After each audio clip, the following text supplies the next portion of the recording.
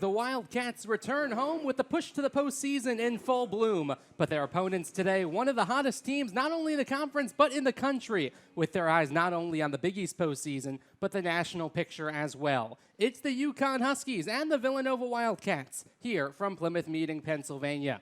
We welcome you into the broadcast booth alongside Steve Pannone, Ben Curtis here with you as the Wildcats and the Huskies getting ready to go on a perfect Friday afternoon for baseball. The Huskies and the Wildcats getting the chance to do it all over again, with Villanova looking to get back to 500, a series with a lot of history between these two great Big East rivals. Yeah, Ben, you look at some of the numbers here. UConn leads 47-22. They're on a current 6-game win streak. The UConn Huskies have been the class of this Big East conference since rejoining the conference a handful of years ago. And you look at some of the other numbers. Had a 19-run victory back in '98, and the longest win streak, an 11-game win streak that the Wildcats will look to try to stop that 6-game win streak today. Yeah, it has been all Huskies as of late when these two. Second, Villanova, though, only 2 games out of the postseason, certainly right there. Yeah, both teams with a lot to play for. Obviously, UConn would love that #1 seed in the Big East tournament. Wildcats trying to climb their way back in after a good start, a couple of hiccups the past 2 weekends, trying to get back into one of those top 4 spots. St. John's right now occupying the fourth and final spot in the Big East postseason, but a lot to play for teams, especially 4 through 7 in the order. Get a look at Jim Penders' starting lineup today for UConn, and there is a lot of numbers over 300 in that starting 9. Yeah, and the guys that are under 300 have a lot of pop or speed or both, so that's a really deep lineup that McCullough's going to have to face today. And the Huskies that always know that they're going to be balanced from top to bottom and a lot of pop in the middle of that lineup. The only team in the Big East hitting over 300, the UConn Huskies as a team. And a big reason why has been their star second baseman, Ryan Daniels. He sits 4th in the conference in OPS. Yeah, and you get that out of a middle infielder. It just tells you the depth of this lineup. 352 on the year. But, a second baseman with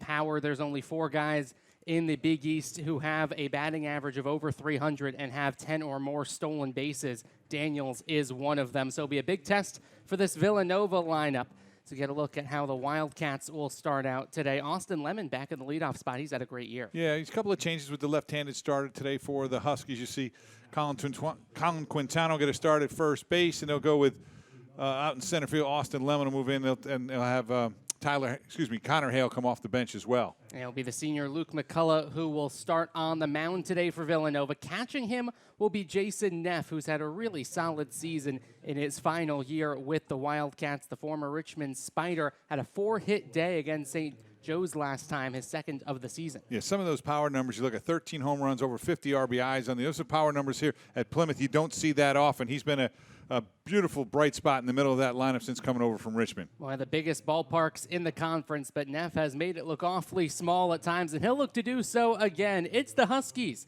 and the Wildcats, and it's coming up next on the Villanova Sports Network. In moments of vulnerability, it's only human to seek warmth and expertise.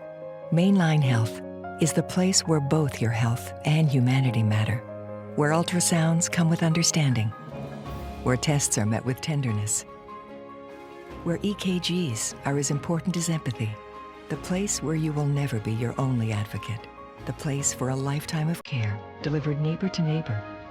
Mainline Health, where human care has a home. Home is for making dreams come true, for making memories that will last, for forging lifelong friendships, for watching your loved ones grow. The time is now to find the freedom that comes with pre-qualifying for a new home, or refinance in minutes and unlock the freedom to do the exciting things you've always wanted to do. Whichever path you choose, you can achieve your goals and celebrate the freedom of home ownership with Freedom Mortgage. Start making your dreams a reality at freedommortgage.com/dreams. 1 degrees and only a couple of non-threatening clouds in the sky for Luke McCullough to start warming up. The 3rd school that McCullough has attended, former Xavier Musketeer, then off to Utah Valley, and now here in Villanova in Plymouth Meeting. Last time out, 6 1/3 innings. Gave up just 1 earned run, but gave up an unearned run on 4 hits. Didn't get much run support in a 3-2 loss to Creighton. Solidified himself as the Friday starter now. Yeah, and they're going to need another type of outing like that today as he had last week out in Omaha, just to kind of keep the Wildcats in this ballgame till the bats get going a little bit, and then shorten the bullpen a little bit too, especially on Friday. You want to use as few relievers as possible to save yourself for the rest of the weekend. Just 4 runs of run support in the last 2 games that McCullough has pitched in. So looking for a little bit more help on the other end, but looking to keep this very potent UConn offense right where they are. Defense for the Wildcats is Montgomery, Lemon, and McElroy from left to right in the outfield. Shaw and Quintano, the corners of the infield, with Hooley and Leonard up the middle. And we already talked about Jason Neff in the open, back behind the plate, getting it done on both sides of the ball. Rob Rispoli climbing into the righty batter's box. And one of the things you're going to notice about this UConn lineup, especially the first 5 guys in this lineup, really run, all with double-figure stolen bases. So if you can keep them off the bases, that's a big key to this game today. Not the first pitch that behind the plate. Ronnie Whiting's the first base side umpire. Dave Turco, who is among the more active umpires in this region of college baseball, is on the third base side. And Rob Rispoli, after having a 12-game hit streak broken with an 0 for day last time out, gets right back in the hit column. He's a true table setter there. Just goes back right up the middle. Took one over his head, then got one out over the plate, drove it into center field for a leadoff single. And as I mentioned, he's a threat to run. 15 for 19 on the year in stolen bases. This UConn team can really scoot. 11th in the nation in stolen bases. They average 2.5 per game. And nobody more than this guy, Caleb Spur. Spur, with 33 stolen bases, already tied for 5th in UConn single-season history, looking to use that speed on a bunt. And that one will be not in time after he ran into Quintano. Yeah, Quintano. That safety bag came into play. Yeah, the throw drew him into the line of the runner. And Quintano, and when contact was made, the ball came.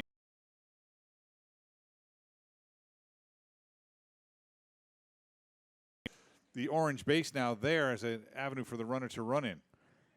And then you also wonder if there's a conversation, Steve, alongside Steve Pinota and Ben Curtis, about the amount of time in between when Quintano caught the ball and when he made contact with Spur. And it's a very good point, because I think that's what Kevin Mulvey's talking to the first base umpire Whiting about right now. He's saying he had the play as he took the ball out. It came out after the fact.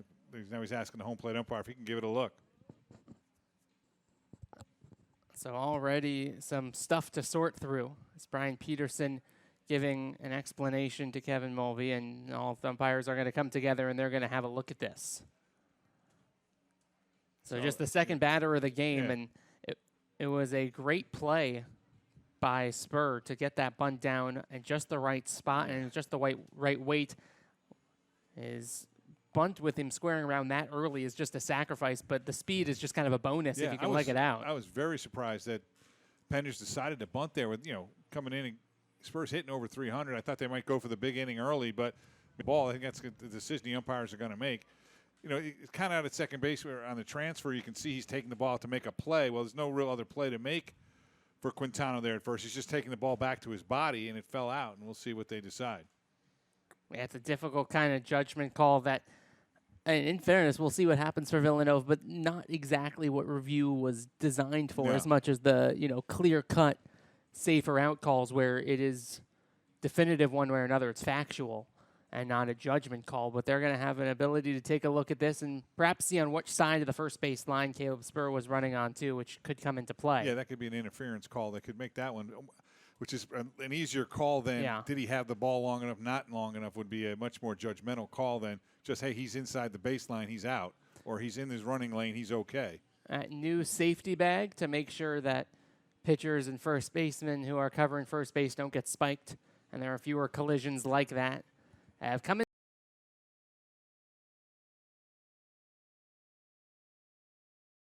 Stetson in Florida played, and it was a similar kind of play like that where a runner was ruled safe. Stetson ended up putting the game under protest, and here in this one, Spurs going to be ruled safe. Yeah, I just don't think there was enough there to overturn it, unless, as we talked about, he was out of the baseline, which they obviously deemed he wasn't.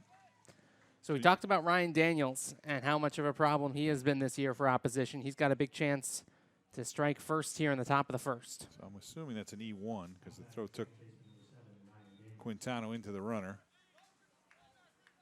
So Ryan Daniels, who we kind of highlighted here, with a chance with 2 runners on and nobody out. Bending breaking ball just off the plate from McCullough, who's going to, you'd imagine, give Daniels a healthy dose of pitches at the knees or right around there looking for a ground ball. Daniels 352 on the year, 10 home runs and driven in 46. So not a guy you want to see with a lot of traffic on the bases. Question is behind him is Minnick, who's got 54 RBIs and 16 home runs. The error is charged to Quintano. Okay, so an E3, which I think is fair now. The ball was in his glove. 2-0 is just off the plate, and it's 3-0. Yeah, if you ask McCulloch, that's a throw that he'll want back, but Quintano certainly had the play seemingly made. And so he is the one who is charged with the error. And now McCulloch falling way behind to Daniels 3-0, who has the red light up and takes strike one. Okay. I think if you're UConn here, you're going to make McCulloch throw a lot of pitches and work him. Say, you don't want to help him out here. You don't need to be swinging 3-0. You don't want to make an out on the bases. Let McCulloch earn his way out of the half inning here. That ball is sky high, but higher than it is deep. Lemon camping under it out in center field, makes the catch. Rispoli will tag and head to third, and there'll be runners at the corners for the first down to the ball game. So a productive out from Daniels as he moves Rispoli up to third. Villanova right in the middle of the pack in terms of the fielding percentage this year. They are 5th of the 8 teams. UConn, Xavier, St. John's, the top of the conference with the glove, and Georgetown Butler at the bottom. And they're at the bottom of the standing, so it shows you how important defense can be, unless you have a potent offense like UConn that maybe can overcome a mistake or two made per game. Tyler Minnick will take one on the outside edge. Minnick hitting .372 to lead the team. 16 home runs, unsurprisingly, the top of the UConn ranks as well. 54 RBIs, just that kind of prototypical cleanup guy, tied for the conference lead in RBIs. With Jason Neff, as a matter of fact. Yeah. Wildcats up at the corners, back looking for a double play ground ball in the middle here.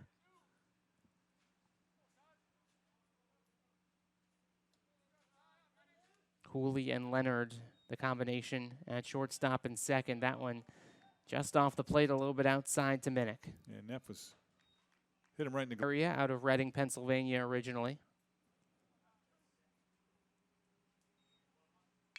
And hits one out to shortstop, could be two. Hooley to second base for one. On to first, the double play. And Villanova gets out of the jam. UConn threatens in the top half of the first, but Luke McCulloch rolls a 6-4-3 double play. And we head to the bottom half of the frame. It's the Huskies, nothing. Villanova coming to bat for the first time when we return.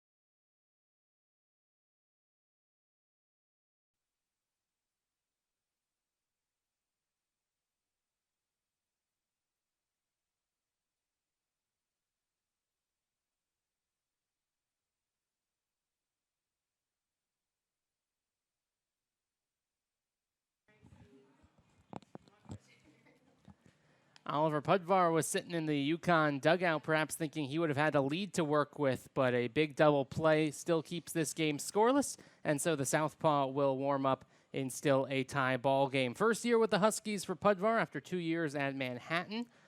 3.1 innings last time out, gave up 5 earned runs on 5 walks in the 4 hits at St. John's. If he could keep a lid on those free passes, he'll have a lot of success. That was the most he had lost his command at any point in his first year with the Huskies. If you look at the numbers, you see the 26 walks. You mentioned 5 of them in the last outing, so he's been doing a good job up until that outing, and that'll be the key today, just no extra bases. And McCulloch able to get just what the doctor ordered, that 6-4-3 double play. Bummer has done a good job of keeping the ball on the ground himself. So it should be an interesting matchup here. That, you know, kind of a, I guess all left-handers are crafty, but not an overpowering left-handed throw. Lemon hitting .352, has had a really solid season this year. Everyday center fielder for the Wildcats. Pudvar missed all of last year with the Jaspers due to injury, but was part of the MAAC All-Rookie team the year before, so the talent has been there for a good long while for Pudvar. So they'd seen him from 2 years ago. to know that this guy can become a Friday starter in the Big East for him. And he has been getting ahead of a lot of batters this year and doing just the same to Lemon. 0-2 check swing, bounced out towards Padilla at third. Good stretch from Minnick over at first, and there's one away. So in a kind of an excuse me 0-2 swing. A good job by Padilla to get it across the diamond in time for the first out of the inning. Biller, Spur, Root, the outfield from left to right. You already met Brian Padilla at third. And Rispoli at shortstop. Ryan Daniels at second base. Tyler Minnick at first. And Connor Lane is behind the plate. Michael Hooley fouls one right back in our direction, and it's 0-1. Yeah, first pitch swinging, had a good rip there. Pudvar has just continued to prove himself. Unranked by perfect game coming out of a small state in Vermont. But credit to Manhattan for going to Shelbourne, Vermont to find him. And he had a great first year with the Jaspers and has been able to battle back from some adversity from missing all of last year. You know, two batters. It looks like he likes to work quickly, and he pounds the zone. And I know his defense appreciates that behind him.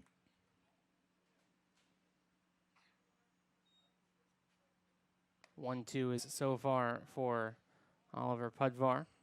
Did pitch in the summer of 2023 as that one is bounced out towards Daniels. And Ryan Daniels gets the second out of the inning. So we talked about a lot of ground balls. And when two batters up, we've seen two of them hit on the ground. Not really solid contact from either guy. Futures Collegiate Baseball League, but it was a solid year and a half in between competitive outings for Oliver Pudvar. And then jumping right into the thick of things with what was a really, really difficult non-conference schedule that UConn always seems to put together as Neff swings over the top, and it's 0-1. You see the change up there. Had Neff well out in front. Neff having a great year, .320 average, 13 home runs, 55 RBIs. Leads the team in a lot of offensive categories and right there at the top of a lot of the categories across the Big East. So how are you effective? You change speeds. You go change up and then bust a fastball inside, and you're ahead 0-2. Talking about jumping right into the deep end for Oliver Pudvar. First outing in a year and a half on opening day against Stetson. Really good ball club down in Florida. He threw 3 1/3 scoreless. And his first 4 outings of 2025, his very first for UConn, and his first since the injury. Stetson, Florida Atlantic.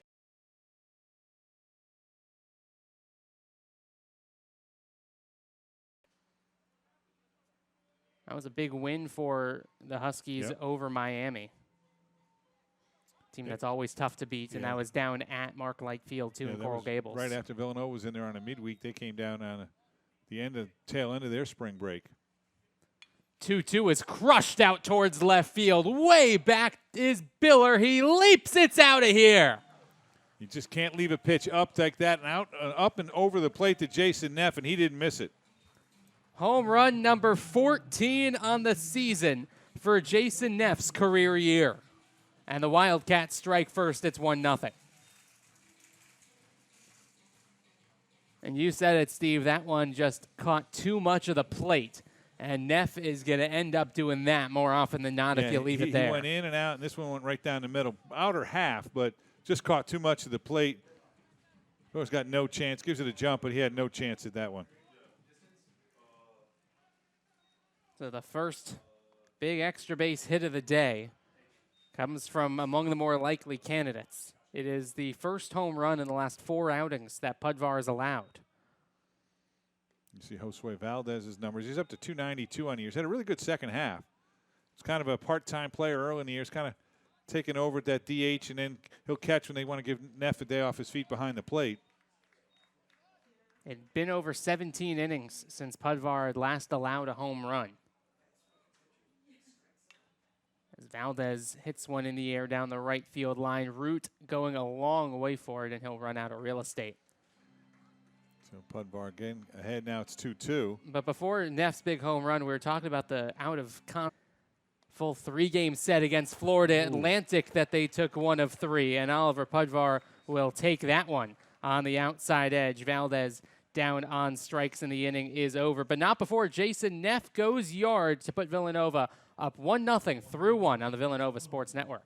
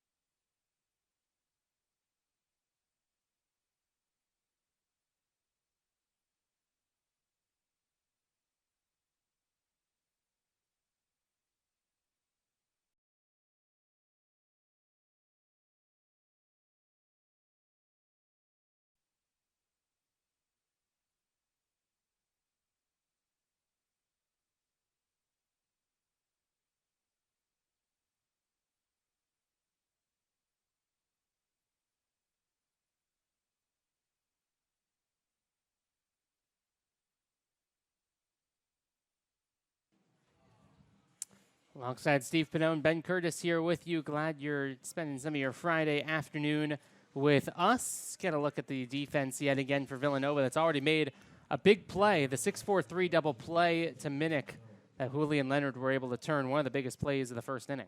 Yeah, no doubt about it. You see the outfield, Montgomery, Lemon, and McElroy. And Ben already mentioned Hooley and Leonard turning that double play to Quintana, who was already involved in a lot of action as well. Shaw over third, and the battery of McCullough and Neff. Sam Biller will lead off the second inning.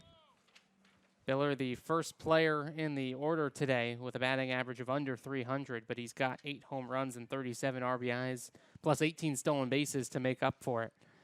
There is not really any empty spots in this UConn order. He'll more than likely end the season with 10 homers and more than 10 homers and more than 20 steals. So talk about power and speed.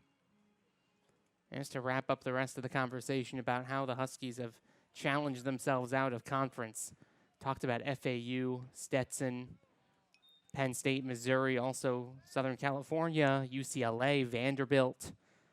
It was always one of the toughest teams in the country. They played 3 games down in Coral Gables at Mark Light Field. Yeah, they tried to play themselves into an at-large bid. If they can do enough out of conference, and for whatever reason they do not win the automatic bid out of the Big East, they want to have themselves in the in the mix for an at-large bid, and that's what they've done. And winning 14 of their last 15 has really set them up in a good spot.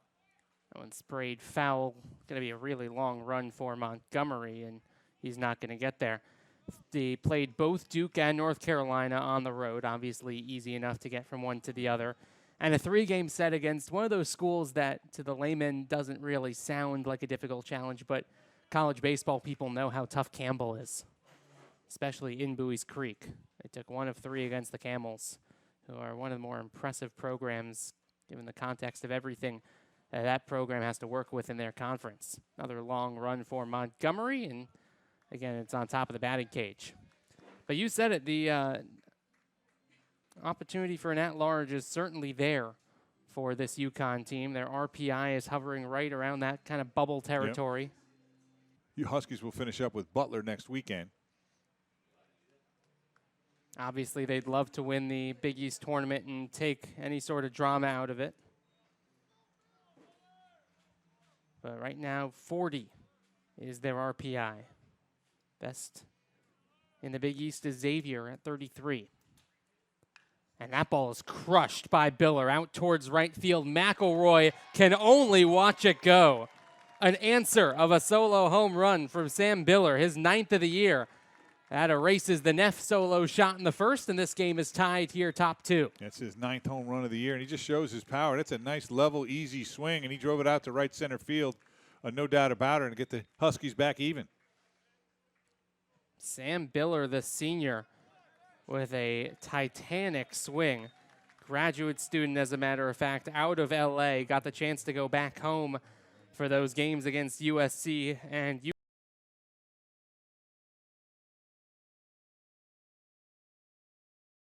to Lane, and it's 1-0. Third school for Sam Biller, another one of those guys who has jumped around. Went from Cal Poly to Loyola Marymount over to the East Coast. And yeah, boy, oh boy, has he found a home. Slow tapper, Shaw going to have to make a tight play. He makes it. Yeah, UConn over the years has been very active in the transfer portal, and a nice play there by Shaw to retire Lane. So you'll see a lot of UConn on this roster, a lot of multiple schools. Getting a look at the nice play from Shaw that time. The important bounce back couple of at-bats here from McCullough after the solo home run to lead off the second, and has already guaranteed himself 2 innings and 2 pretty stressful innings after all the traffic on the base paths in the first. Brian Padilla has been with the Huskies for quite some time now. Yeah, he's played some shortstop, some center field. Today he's at third base.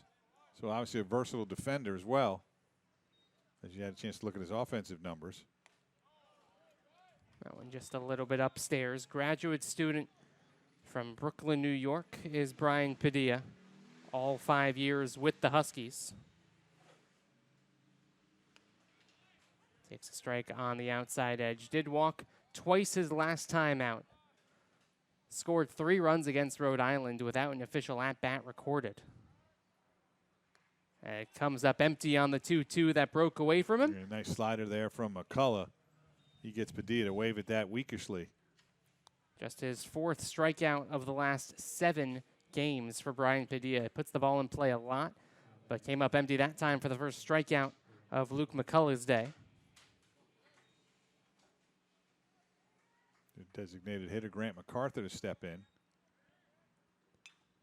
Season high in strikeouts for McCullough is 9. That came against Butler. A big 13-1 drubbing of the Bulldogs in Indiana on the 11th of April. I was going to say the 11th of this month, but you turn around and already it's the month of May, which means that these baseball games matter a little bit more. A 1-check swing. Did he go around? Yes, with no need to go check with the first base umpire. Yeah, Brian. 0-2 offering. That same pitch to get Padilla, and he got MacArthur. So Luke McCullough bounces back after the solo shot to retire the next 3, but Sam Biller goes yard over the right center field wall. And just like that, we've got a brand new ball game, 1-1 in Plymouth Meeting.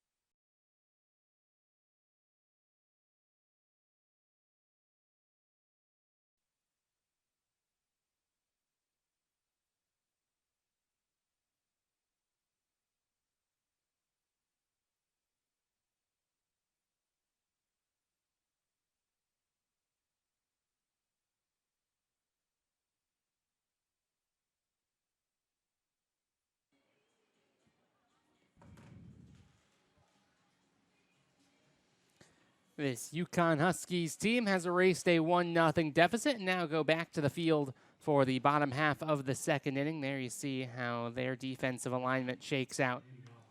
Yeah, it's left to right in the outfield. Biller, Spur, and Root. And in the infield left to right, Padilla, Rispoli, Daniels, and Minnick. And Budvar and Lane would be the battery today, as Lane gave up the long home run to Neff, and he looks to settle down here in the 2nd against the 5-6-7, Leonard, Quintano, and Montgomery. In a 16-6, 7-inning win last time out, UConn still committed 2 errors. That was really the only poor spot in what was otherwise a fantastic game for the Huskies. Rhode Island actually scored 4 runs in the top half of the 1st to take a lead, and then UConn responded in a big way. Padilla's going to have to field this on the short hop.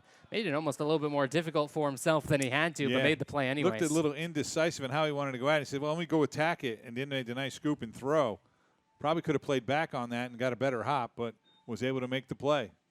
This defense, you said it back in the 1st inning, Steve, just has to do enough to keep the offense in it, especially as of late. This UConn offense has scored 10 or more runs in 7 consecutive games coming into play today. Quintaro takes the first pitch downstairs. Team that has won 14 of their last 15 games. They had a 13-game winning streak broken Tuesday against Rutgers, which was largely just because of 1 bad inning. Scarlet Knights scored 10 runs in the 4th, and the game still ended up being only 13-11. I was going to say the Huskies battled back. 1-1 to Quintaro, spoiled foul. Yeah, it looks like if that's when the Wildcats are having some pretty good swings. Colin Quintaro, the only hitter in either team's lineup with an average below the Mendoza line, 192 right now. He's kind of picked it up as of late. Probably midway through the season, he was around 100. So now he's really picked it up as of late. Takes that one at the knees for a called strike 3. 2nd strikeout of the day for Pudvar. They're both looking. Yeah, that's probably a pitch too close to take. We'll see if we get a look at it with 2 strikes. Quintano's shaking his head. Might be a little bit down, but with 2 strikes, you can't really take that one. So a chance, we talked about big bounce back innings and bounce back at bats for McCullough on one side. Pudvar with a chance for a clean slate in the 2nd after the solo home run to Neff. JoJo Montgomery takes one on the inside edge. Yeah, he seems to like that first pitch changeups to these right-handed hitters, especially the younger hitters. He's really trying to change the eye level. Yeah, and it's changing speeds and the eye level, Ben, as you mentioned. And then he elevates a little bit, and Montgomery comes up empty. Hits in each of his last 3, 4 of his last 5 for JoJo Montgomery. Freshman out of Georgia will check his swing. He did not go around, and it's 2-2. It was a slow start for Montgomery to get himself real playing time back in February, but now in May, he certainly has had more and more at-bats, but he flies this one out to right field. Root is able to put it away. 4 straight batters retired by Oliver Pudvar, and the game's first 1-2-3 inning. We head to the third, 1-1 on the Villanova Sports Network.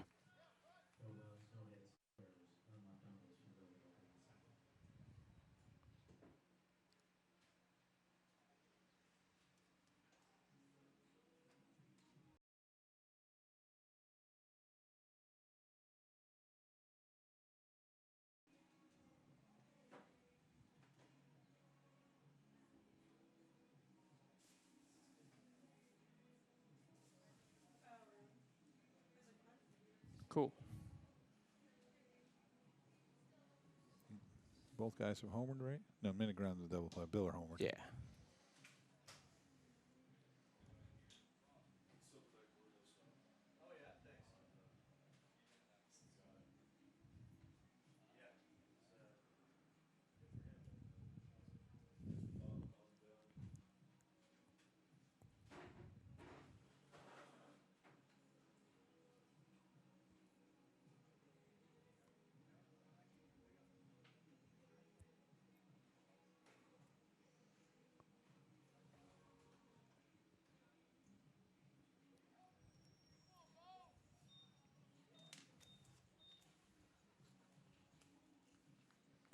Luke McCullough worked himself into and then out of traffic in the top half of the first, gave up a solo home run to start the second, and then retired the next 3, and now he'll face 9-1-2 in the UConn order for the third. Bo Root with his .315 average climbing into the lefty batter's box, and Luke McCullough looking for his first very clean inning. On a first pitch swinging, Shaw will give way to Hooley, and there's one away.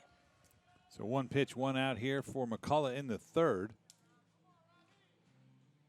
They talk about, for confidence purposes, especially the ability to have those quick, clean innings. Even with the 0 on the scoreboard in the first, it was still a high-stress inning, that's for sure. Rispoli was a big part of that. Yeah, and then the inning he gives up a run was probably a lot less stress. It was just one pitch that went over the right center field fence for the run, and then he retired the next 3 batters, two by strikeout. In there for a strike, and it's 0-1 to Rispoli, freshman from Staten Island. Didn't play at all last year, obviously, to take that red shirt, but got experience in summer ball, 27 games for the Amsterdam Mohawks of the Perfect Game League. Had a streak in which he reached base safely in 20 consecutive games in what is a really solid league, especially as the college baseball programs in that part of the country continue to grow. A lot of players at Boston College, UConn, Maine, Vermont wanting to kind of stay in that area. And so the Perfect Game League and the Futures League and the NECBL have become 3 of the big outlets for that. 2-1 spoiled foul. It's 2-2. Caleb Spur also due up here in the top half of the third. Both pitchers have been pretty economical and pretty efficient so far. This will be pitch number 34 for McCullough, and he did not get Rispoli to swing at it. So that'll make it a full count here. So Rispoli putting a good battle on McCullough here, looking to make a pitch. So he had a swing, and I think good call by the first base umpire.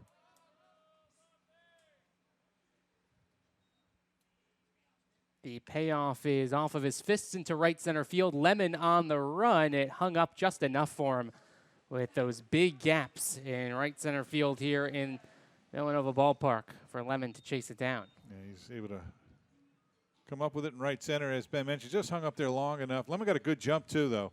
And there he's on his way, and he comes up with it right there, about waist high. Just 2 stolen bases, but the amount of ground that he can cover in a hurry out there in center field, a huge piece of what Villanova is able to do defensively in, as we've said, one of the more spacious ballparks in the conference. It's so important, obviously, to get good reads and good jumps, because that split second gives you the extra 2 or 3 steps you might need to make a play like that. And Lemon did a good job on that last one of getting there. And we talk about defense, Villanova already with the 1 error here in this contest, and we said they were middle of the pack in the Big East. That's not something, a play like that, that'll show up in the stats for the leaderboards, a couple of weeks from now. It'll just look like a flyout. But it's a big part of what Villanova is able to do defensively, utilize that speed in the outfield, not just on the base paths. Yeah, and those numbers can be deceiving too, because if you have, say, middle infielders with not great range, balls get up the middle, their go as hits. They're not errors, but maybe a shortstop a little. Throw over to first base is in time to end the inning. After Pudvar with a 1-2-3 inning in the bottom half of the second, McCullough answers right back with the same in the top half of the third. Wildcats looking to get the lead back when we return. Mainline Health. We innovate. It's where your health is held alongside your humanity, where cutting-edge clinical trials meet compassion, with expertise ranging from preventive to pioneering. Because human care listens to your heartbeat and who it beats for. So if the rhythm of life changes, turn to the place where world-class isn't just nearby. It's where human care has a home. When planning your next step, Villanova University's College of Professional Studies meets you where you are. Whether your journey leads to a long-awaited degree, enables you to change careers, or accelerates your current one, we have rigorous online and on-campus programs designed to align your experience with your aspirations. When everything you've been ignites everything you'll be, transformation has no age limit. Pursue the next you.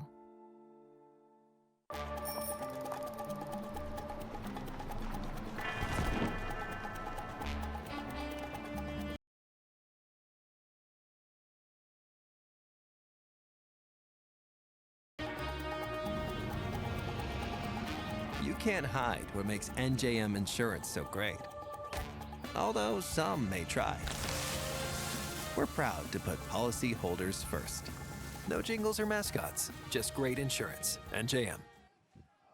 Already back to work here in the bottom half of inning number 3, and Oliver Pudvar will deliver ball 1 to Tyler Shaw.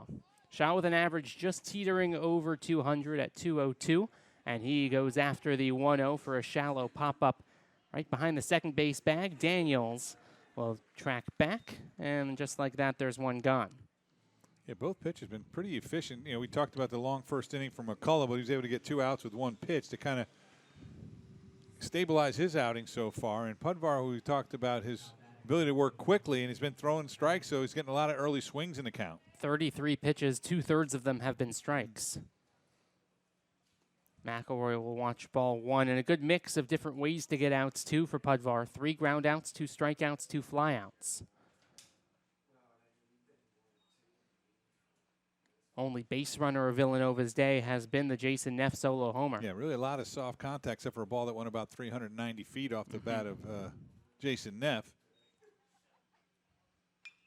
That's another slow chopper over towards the third base side. Tough play for Pudvar. It's into shallow right field as it gets past Minnick. On his way to second base is McElroy. That's a really tough play for the lefty Pudvar to have to spin with the ball on the third base side. Yeah, and his first baseman, Minnick, didn't really help him out there. That's a ball that I think, especially off turf, a good first baseman can dig out for you, or certainly leave it here where he ends up on first base. He kind of gives it an Ole swipe.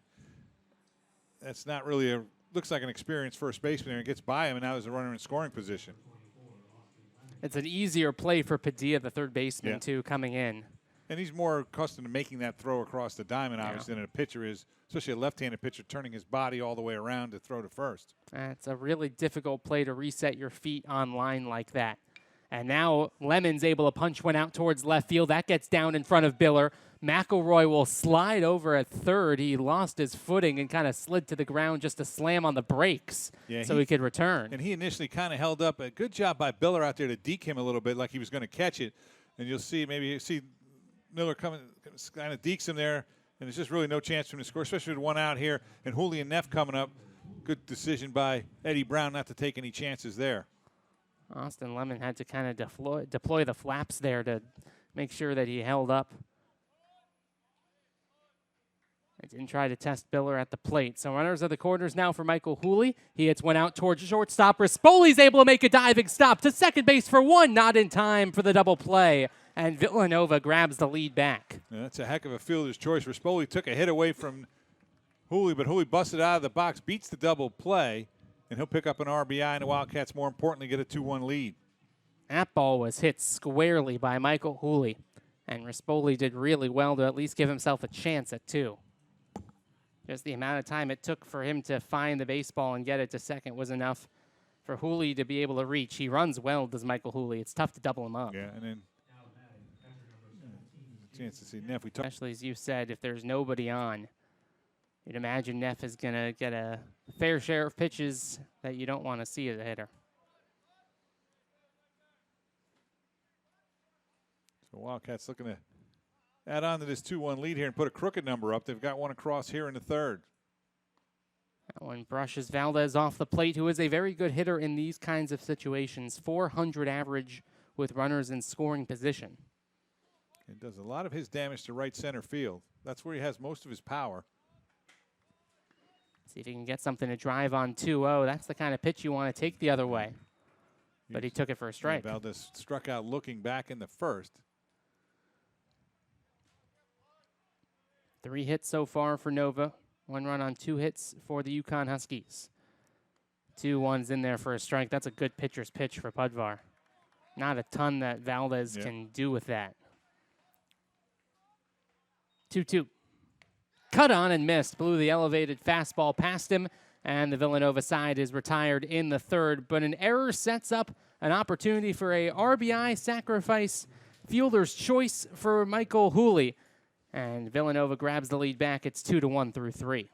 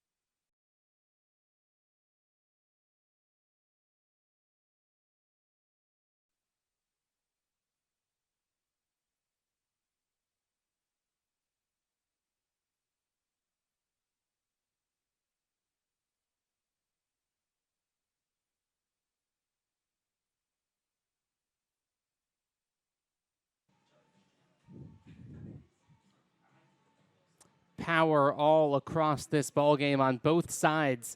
Tyler Minnick and Jason Neff have been lighting it up on both sides of the ball. You certainly have, and you have to update that graphic because Neff's now got 14 home runs that was set before the game. He sent one deep in the first inning, and he's going to pick up his 14th homer and a 56th RBI, so he now leads Minnick by a couple. That slugging percentage from Minnick, turning a lot of heads across the conference. 744, seconds to only Jack Moroknik of Butler, who the Huskies will see next. Friday to Sunday, they'll be back home in Stores to take on the Bulldogs, who are struggling this year, but have one of the most feared power hitters in the conference. Speaking of feared hitters, this is the heart of the order for UConn. Daniels, Minnick, and Sam Biller. Second time through for Luke McCullough. And Daniels takes ball 1. Fly out to center field last time out for the junior from Connecticut. And with UConn threatening for a at-large bid going to the Super Regionals last year, they've established themselves as one of the, if not the, powers in that region. Bouncer out towards second base, Leonard with an underhand flip, and there's one gone. And the consistency over the past couple of years, and you look at 2 Super Regionals in the last 3 seasons for UConn. Champions of the Norman Regional last year in Oklahoma, went down to Tallahassee and lost in the Super Regionals, but nobody having the kind of postseason success in the New England area that UConn is having, and so that will obviously be a big, big attraction to a lot of top recruits in New England. Yeah, they've had a national program for a long time, and Jim Penders has done a good job, keeping the better players at home or in the region. 35-26, dominated the Big East, winning 17 of 21 regular season conference games. And then the postseason lost both of their Big East championship games, but still found a way into the tournament as an at-large and took down Duke and Oklahoma in the regional rounds. Lost both games in Tallahassee in the Super Regionals. Two very different games, though. Those Super Regionals, if you're unfamiliar, are best 2 out of 3, with the winner going to the College World Series in Omaha. Game number 1 was a 24-4 Seminole win. Game number 2 went to 12 innings. 1-2 is hammered into left center field. Lemon on his way back. This one will be kept in the ballpark. And Minnick just missed a home run. Yeah, just got underneath that one a little bit. He would have took that one his first time up when he hit into the double play. That would have scored a run back in the first when it was 1st and 3rd and 1 out. A lot of ballparks in this conference. Minnick would be circling the bases right now. Again, did not win the Big East Championship, falling to Xavier in the final, scoring to bunt as Biller and then taking ball 1. But still finding a way into the NCAA tournament as an at-large. Just ran into an absolute wagon of a Florida Gator team that year. Jack Caglione was unbelievable 2 years ago. Is he already up with the Royals? I've seen. Some He's not far. Okay, yeah, I've seen some highlights, and I had the same colors, but it could have been their double or AAA affiliate. He is in AA right now with Northwest Arkansas. Had a monster spring, though, with the Royals. 2-0 is in there for a strike. Was taken, not first overall, was taken 6th. And yes, there were some players, more highly touted out of high school, et cetera, or just projected to be a little bit better. But for my money, Caglione was the best player in college baseball last year as Biller crushes another one.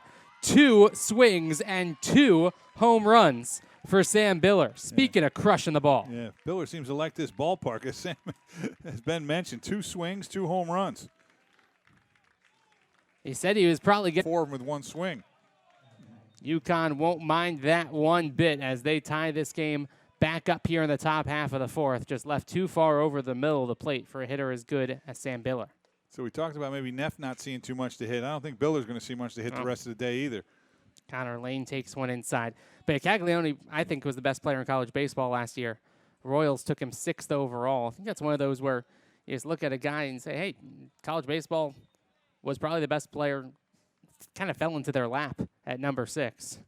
And I don't think it's going to be all that long before we see him in the big leagues. Talking about Jack Caglione, former Florida Gator who knocked out UConn 2 years ago. And he was a two-way guy in college. Yes, right? he was. Pitched as well. I know that. I think they project him as a position player. And yeah, I don't think he's going to pitch for Northwest Arkansas or anyone else in the 3 games in Mason, Ohio.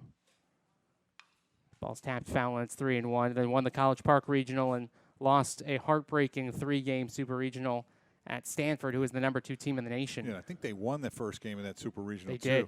They won 13-12 and had a couple opportunities to count. Yeah, that was a breaking pitch and a 3-2 that just got away from him. McCullough, that is. And Lane earns it the hard way down to first.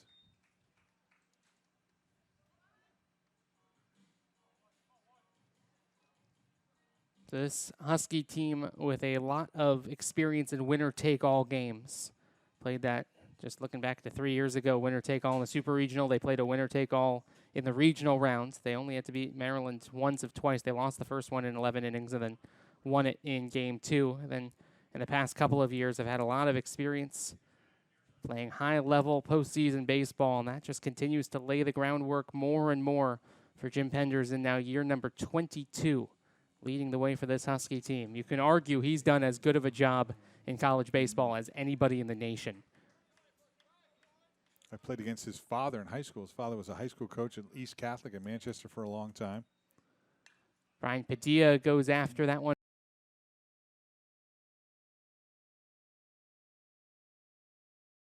Biller with his 2nd home run in the ballgame, and this one is right back to square one. 2-2 headed to the bottom of the 4th.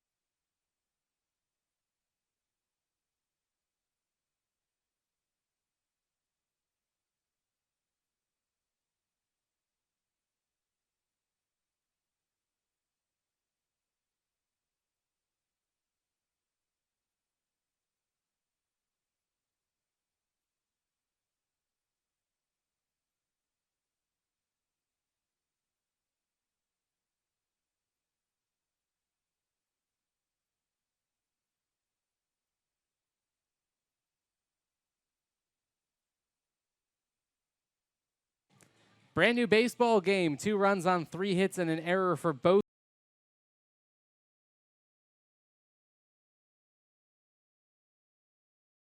Get the run back from Sam Biller in the top half of the 4th inning.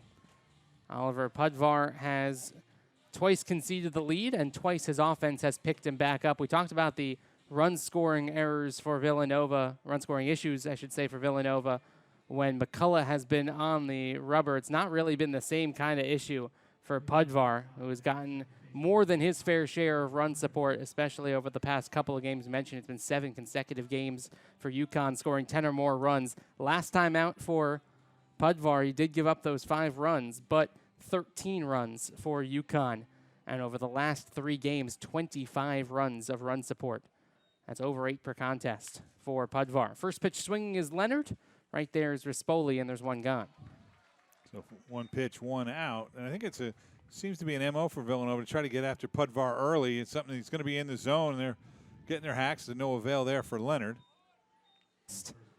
But that means that Pudvar has a chance to go pretty deep into this contest. Yeah. 3 1/3, just 45 pitches. Yeah, you mentioned the 5 walks in his last outing, but he's been a good control pitcher all year except for that outing.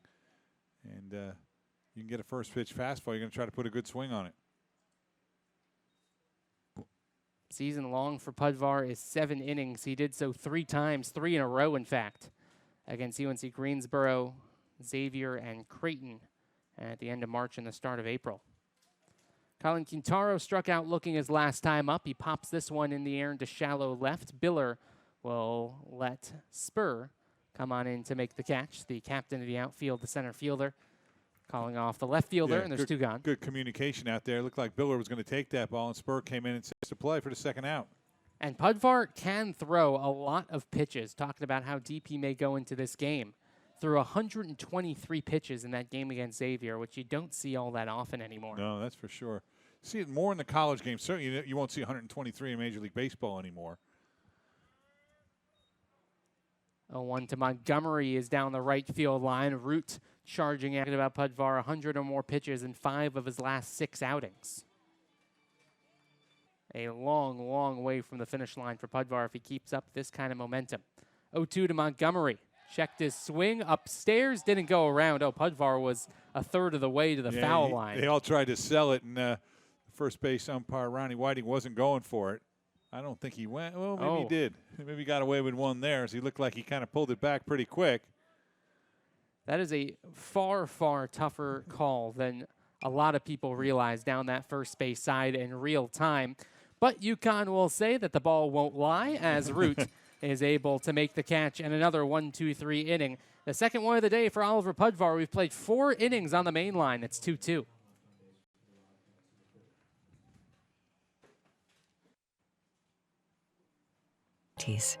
Mainline Health is the place where both your health and humanity matter, where ultrasounds come with understanding, where tests are met with tenderness, where eats for a lifetime of care delivered neighbor to neighbor.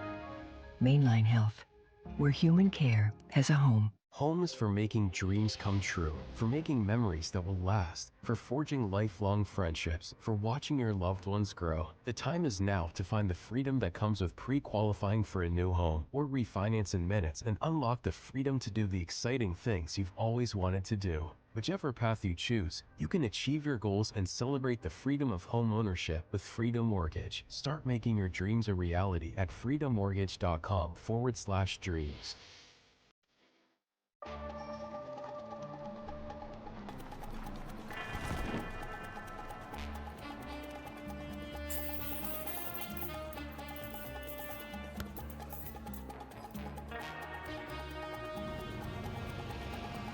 You can't hide what makes NJM Insurance so great.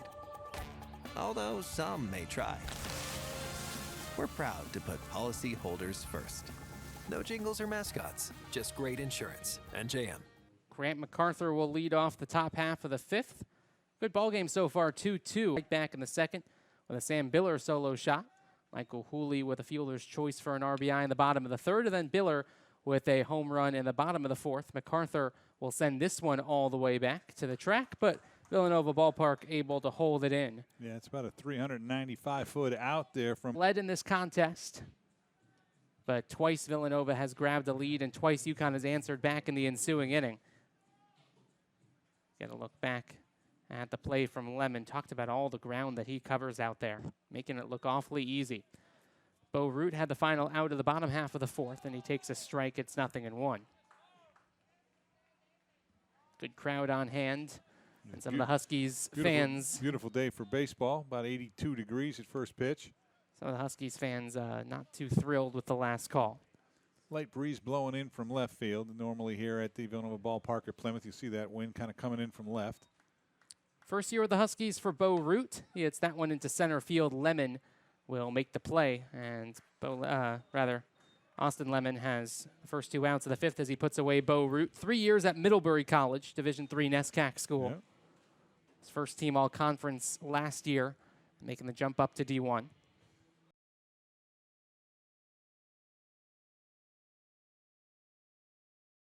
Some very good soccer programs as well. Middlebury has been one of the best in the nation in especially men's lacrosse at the D3 level for a while. Here's Rispoli, top of the order.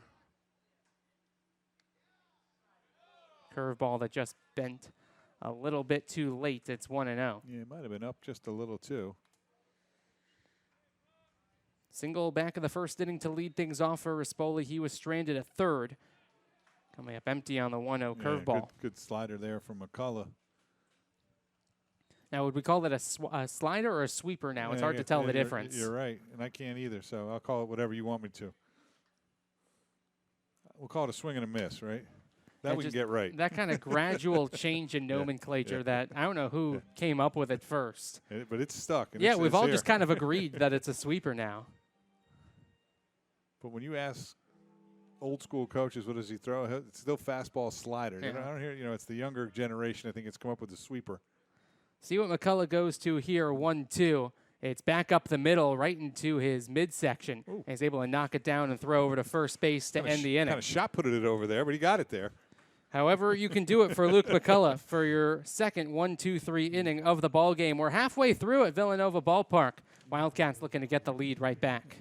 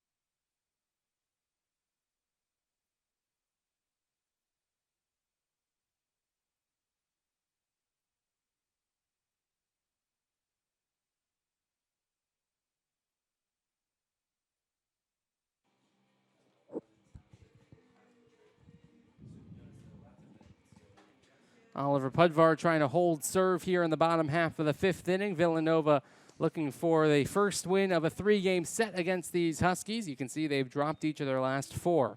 So a chance to turn things around today. Yeah, it doesn't get any easier. St. John's will be on the road next weekend. No midweek games. The Wildcats will be in final exams this upcoming week. So it'll be the Huskies this weekend and then the Red Storm the following weekend. It's one aspect of school I don't think either of us miss. Final exams time overlapping with the most crucial part of the baseball calendar, just kind of one of the quirks of a spring sport that has as many games as baseball, softball does. Going right back to the screen off the bat of Tyler Shaw. It's 1-1. Speaking of softball, I saw the Wildcats trying to clinch a spot in the Big East tournament. Miranda Runco with a home run earlier today. Yeah, they're in action simultaneously with this one. Couple of miles down the road. I think they got Providence today. Yep. Wildcats win 2 out of 3 this weekend. They'll qualify for the Big East tournament. 1-2 to Shaw. Swung on and missed. That's 4th strikeout of the day for Oliver Pudvar. Looked like something that was breaking down and in at the back ankle. Let's take a look at it. Yeah, it might have been just a good fastball. It beat Shaw. Softball is 5-0 right now in favor of the Cats. Good start for Bridget Orchard's bunch in that one down the road. Here's the number 9 hitter, McElroy. And congratulations to both lacrosse programs. Both will play for a Big East championship tomorrow. The women with a big win over UConn yesterday, and the Wildcat men came back from behind their hosting. So the women get it at home, at least a little bit of advantage there. The men will be on a neutral field out in Denver. With all that altitude. 1-1 in their first strike, and it's a 1-2. That'll be a men's lacrosse championship final rematch. Yeah, from last rematch year. where I think Georgetown won in overtime last year at Villanova Stadium. Cats will have a chance for a little bit of revenge on the lacrosse field. Here on the baseball field, as we talked about in the Open, it's been all UConn the last couple of years. Been a great year, though, for both of the lacrosse programs. Sydney Pappas has had a tremendous year, breaking all sorts of records for the women. Dennis Fargione for the men, coming in as a freshman to take the goalkeeping spot, and has done a tremendous job. Yeah, and credit Mike Corrado and his staff. They struggled early out of the gates, and they really found themselves. McElroy hits one right at Spur, who's able to put it away. You know, mid to late season.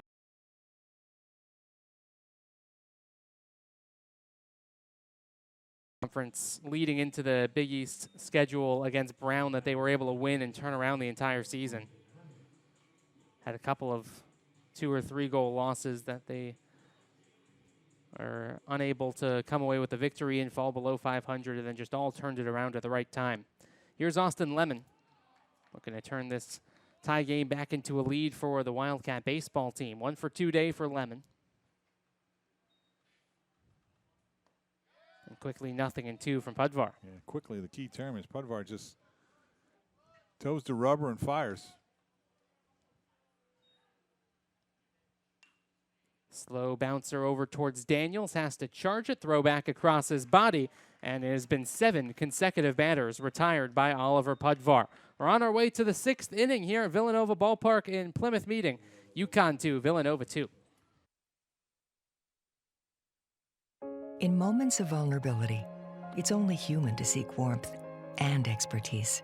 Mainline Health is the place where both your health and humanity matter, where ultrasounds come with understanding, where tests are met with tenderness, where EKGs are as important as empathy, the place where you will never be your only advocate, the place for a lifetime of care delivered neighbor to neighbor.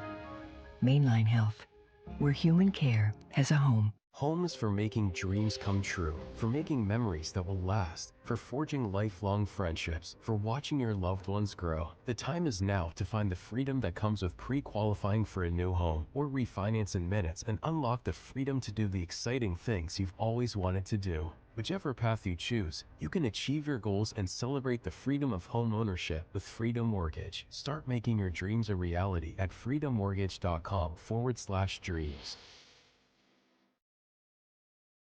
To the 6th inning we go here at Villanova Ballpark, alongside Steve Pinot and Ben Curtis here with you. UConn with 2 midweek games, so they are very happy to get at least a strong start so far for Oliver Pudvar. Yeah, and just the pitching probably wasn't up to par midweek. You see the 13 runs they gave up against Rutgers, then he gave up 6 against Rhode Island, but the offensive bats were really there all week. 11 on Tuesday and then 16 spot on Wednesday. Nearly identical box score so far for Luke McCullough and Oliver Pudvar. McCullough through 5 innings, 2 runs on 3 hits, 2 strikeouts, 66 pitches. And the other side, Pudvar, 5 innings, 1 earned, 1 unearned run. The same 3 hits, 4 strikeouts through 65 pitches. That's the old adage, it's an unearned run, but he had the error. Yeah. So he could have helped himself. That was all the way back in inning number 3. Here's Caleb Spur. Reached on that bunt with the error back in the first inning. Now hits the ball in the air to right center field. Lemon's been awfully busy today, and he puts away another one. Yeah, I was just going to say, they like to hit the ball back up the middle. It seems like Lemon and Hooley have been the 2 busiest guys out there defensively. Yeah, there's only 1 ball hit to a corner player, and that was a ground ball that Lane hit to third baseman Shaw. Everything else has been 4, 6, or 8 in the old score sheet. That was back in the 2nd inning. Which is a really good sign for Jim Penders and his bunch. Joshua McDonald on the other side of things is the pitching coach. And your number 14 as the pitching coach will like what he's seen from Pudvar today. And let's not discount what McCullough's done against a really potent offense. We talked about they put up 11 on Tuesday and a loss, and then 16 on Wednesday and a win. And so far through 5 and a third, McCullough's only given up 2. Daniels has been a big part of the offensive outburst as of late. Fly out and a ground out today, though. You'll never guess where the fly out was to, and it was back out towards center, then the ground out was back to Leonard up the middle. Game number 103 that Ryan Daniels is playing in a UConn jersey. That has just been such a stalwart for 3 years now for the Huskies. Takes the 0-2 upstairs. Having the best year of his career by just about every offensive metric. Yeah, good wide stance there as he gets ready. He had 4 home runs in his first 2 seasons combined, freshman and sophomore, and now in his junior year, he's got 10 in 2025 alone. And that's probably accredited to some work in the weight room in the offseason. You go from 18 to 20 years old, you get a little bigger, you get a little stronger. Your bat speed improves. You get more balls in the barrel, and you hit 10 home runs. Has more RBIs this year than the last 2 combined, more runs scored this year than the last 2 years combined. Just been an absolute coming out party in 2025. And that's what you want to see from your guys. You want to see that player development improving from year to year, and he's a perfect example of that.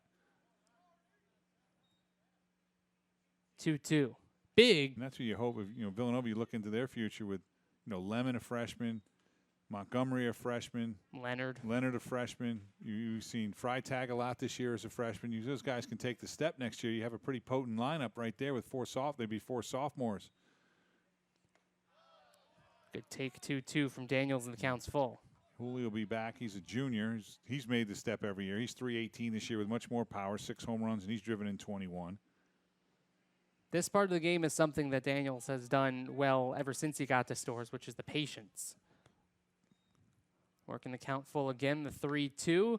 Over towards the first base side, Quintaro will put it away.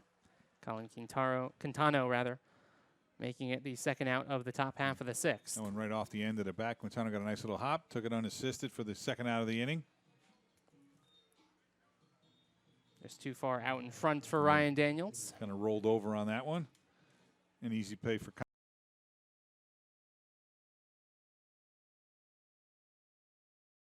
Large now.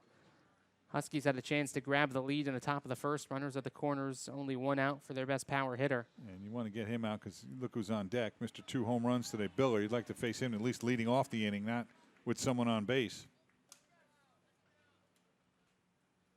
Back in that 4th inning, McCullough was able to get both Daniels and Minnick out so that Biller home run was just a solo shot to tie up the game. Would love to, as you said, face him to lead off inning number 7. He's ahead of Minnick right here, 0-2.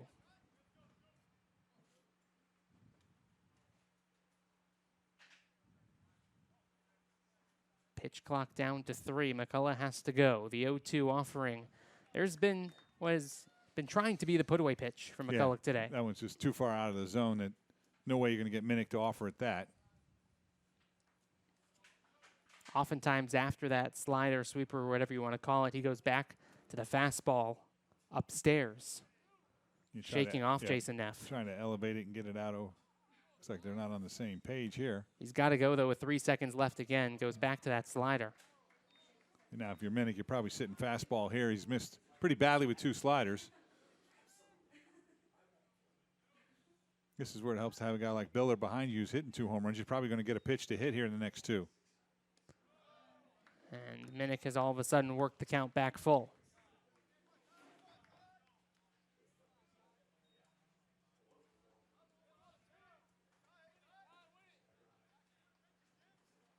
Again, McCullough being far more deliberate here in this half inning. The 3-2 is bounced to home plate, and that's a great at-bat for Tyler Minnick. Yeah, just nibbled too much there. Had him 0-2 and just really never had a competitive pitch out of the next 4.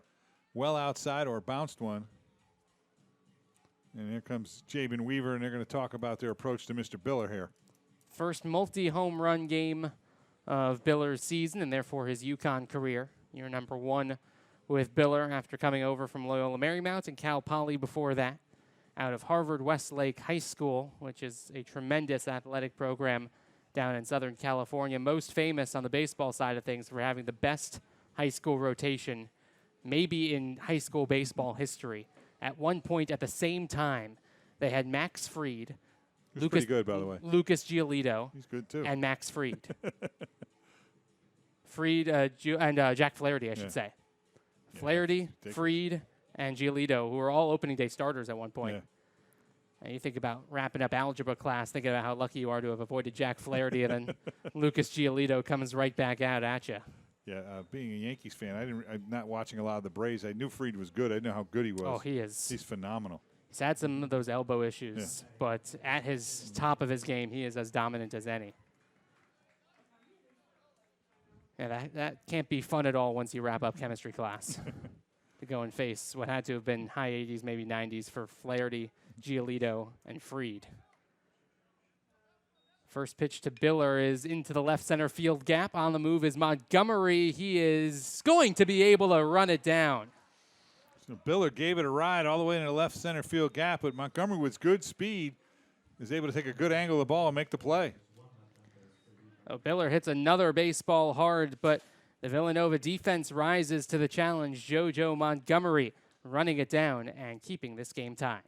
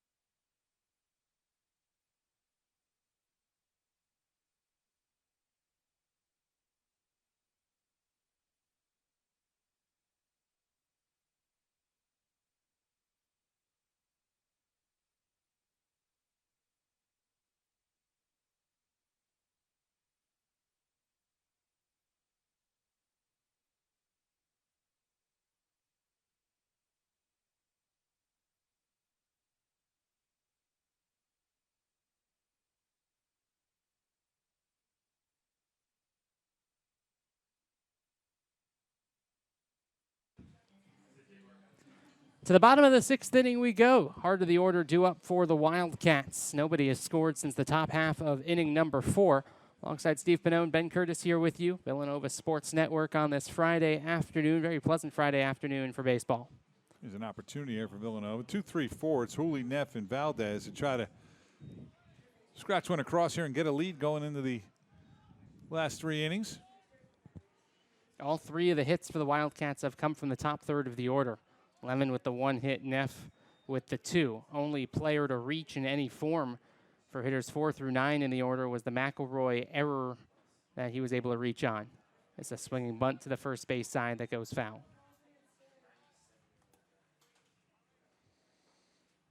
So Pudvar doing what he's done best today, which is get ahead of batters. Quickly 0-2 on Hooley. Again, trying to pick out that outside corner. That really hasn't been there for either of these pitchers. That's a 0-2 pitch off the plate to try to get Hooley to chase. He stays in the zone, doesn't. Comes right back with the 1-2 on the fists of Hooley. It'll get out of play. Season high in strikeouts for Pudvar is 10 at UNC Greensboro in a 3-1 win. He has 4 of them on the day so far. Has induced a lot of weak contact. They stay away again, and that one's just off the plate as well, so it's 2-2. Both pitchers, when they've been trying to pick out a corner, have been trying to go on that outside edge to extend the strike zone. That one going the other way. Hooley continuing to drive back. Root, who makes the catch, slamming into the wall. Oh, that ball just kept on carrying. It really did. You see, the wind's kind of blowing in. It's actually died right now, not much wind, so Hooley gave that a good run. Root just enough room in front of the fence to haul this one in. I think Hooley busting out of the box. I think he felt like he got it pretty well, but Root there just about a step and a half in front of the wall makes the catch. So here's been the toughest Villanova hitter to get out today, Jason Neff. He hit it out himself back in the first inning. Then a single back in the third through the left side. Goes after the first pitch, sends it out towards Root again, who has to make a long run. He's not able to make the play as it dives away from him. And into second base with a double is Jason Neff, who is now just a triple short of the cycle. So third hit of the day for Neff, and more importantly, in the scoring position. As Root gave it a dive, he looked like he trapped it first, and then it popped out of his glove after it hit the ground.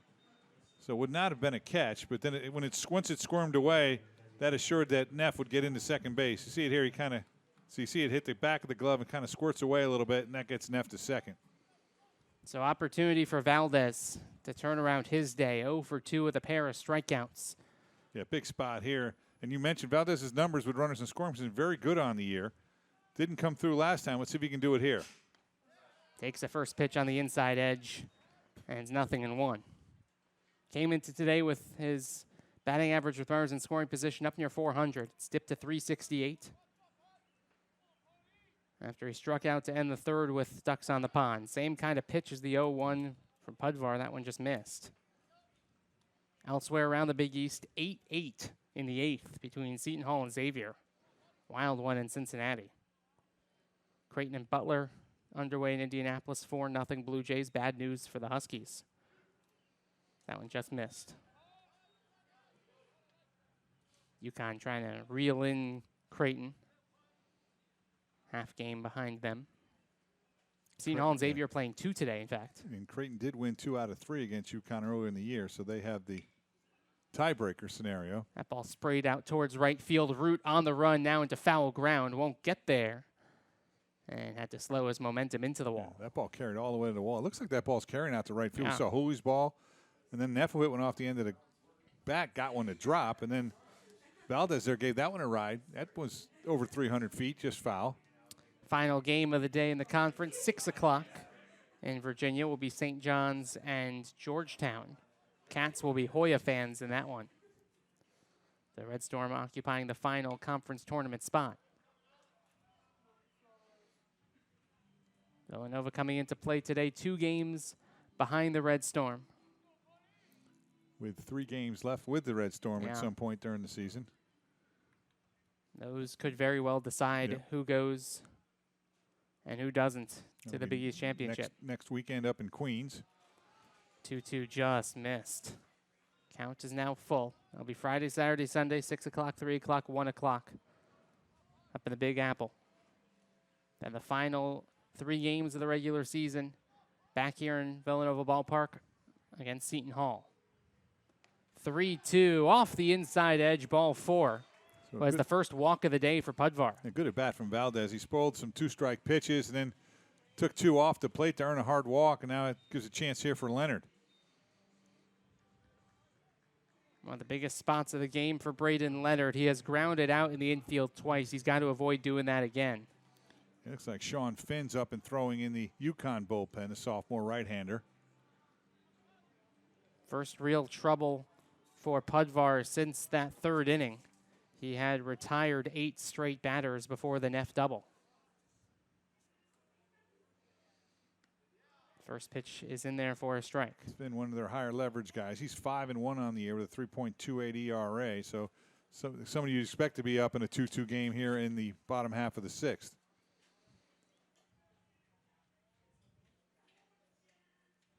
Quintano on deck.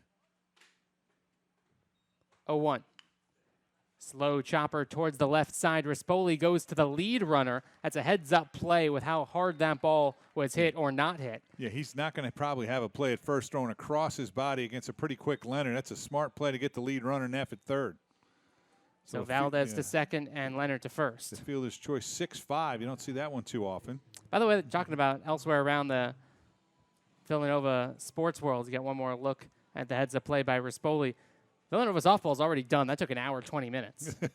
And they are out of there with an 8-0 run rule victory over Providence. Yeah, so they're 1 win away. Here comes Jim Pender, so that might be all for Pudvar.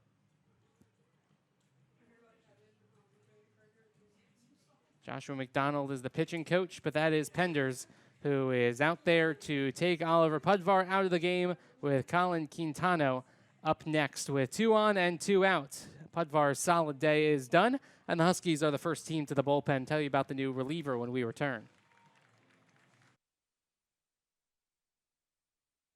In moments of vulnerability, it's only human to seek warmth and expertise.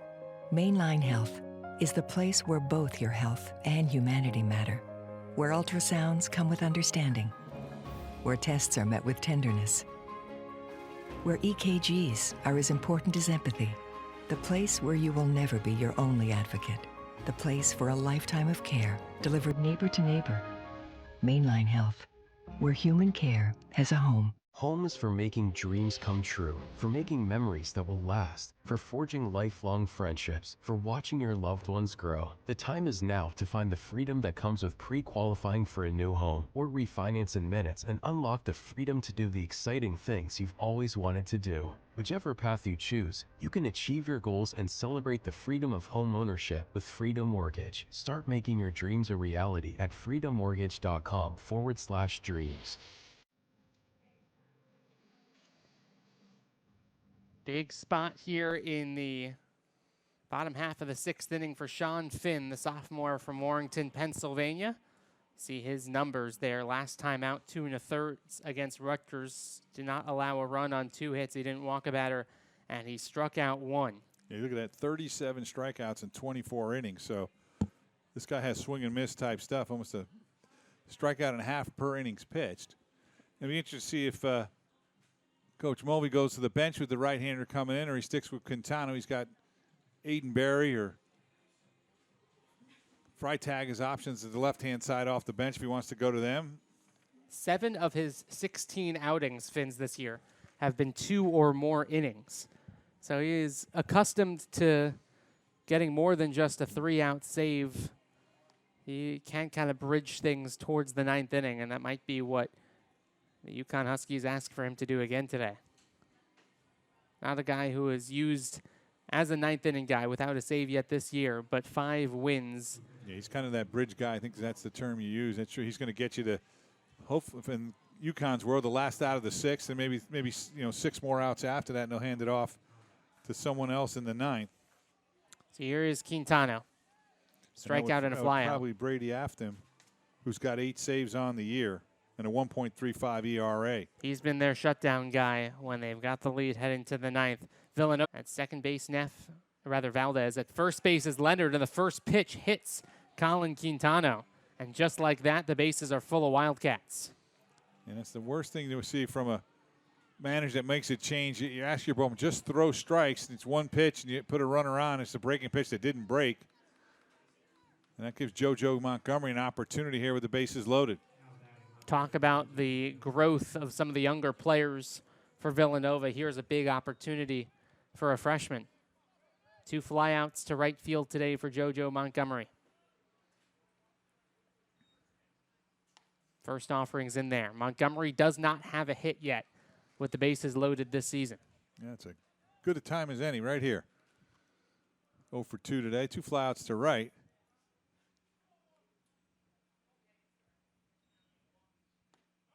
Ball and a strike now. Wildcats looking for the upset victory.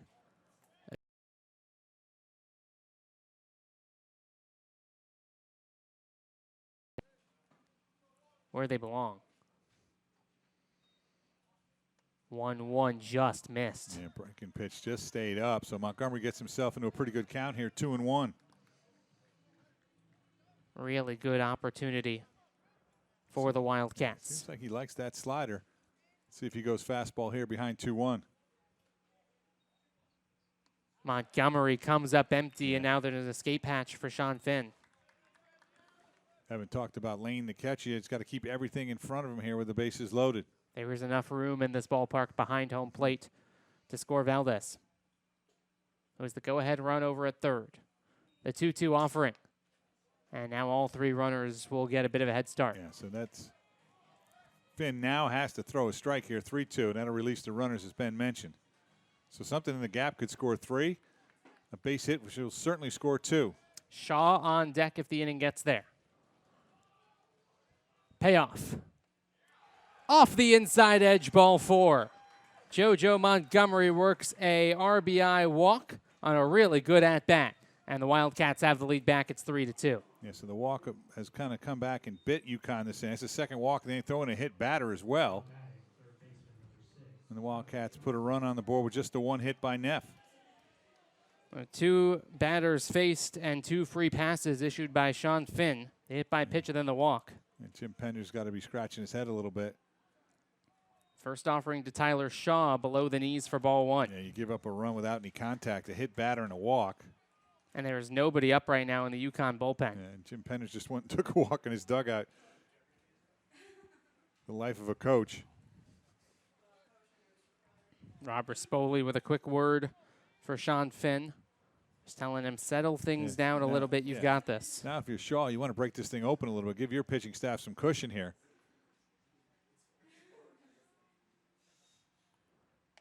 "1-0 is upstairs. Finn this year with 13 walks in 24 2/3 innings. And after another ball, he'll earn himself a visit from Joshua McDonald. Part of the longest tenured coaching staff in Division I is Joshua McDonald. This is year number 14 as the pitching coach for UConn. He's done a tremendous job. He's gotten all up in 2022. Yeah, here's one of those conversations where you basically say, I can't help you if you don't throw the ball over the plate. Your defense can't help you. Doesn't matter. You got to throw strikes. You got to make them earn it. Give them the right to beat us. Don't beat ourselves by not throwing strikes. And obviously, Sean Finn wants to throw strikes. Not like he's not trying to, but he's got to have to find it here. Not since April the 6th has Finn walked multiple batters in a game. It's been 8 consecutive contests without allowing multiple free passes. 2-0 in there for a strike. Good pitch on the outside corner. Still only 1 pitch away from getting out of this inning with just the 1 run allowed.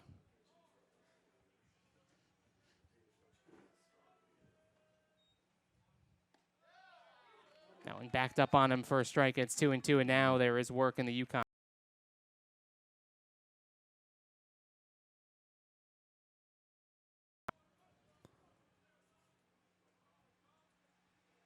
Two offering. And the count will be full again. Yeah, so that'll start the runners again. That the pitch, Finn wants it, but it's off the plate. And there's an opportunity now. Let's see if Shaw can find a hole. Another 3-2 with the good pitch from Finn on the outside corner. Shaw is able to spoil it and give himself another opportunity. Outfield is kind of shallow and a little bit towards right center. Another 3-2. Out towards Rispoli. He'll go to second base. It was a close play, but it is the final out of the bottom half of the 6th. But Villanova grabs the lead. They load up the bases, and JoJo Montgomery works a walk to plate 1. It's 3-2, Villanova in front on our way to the 7th.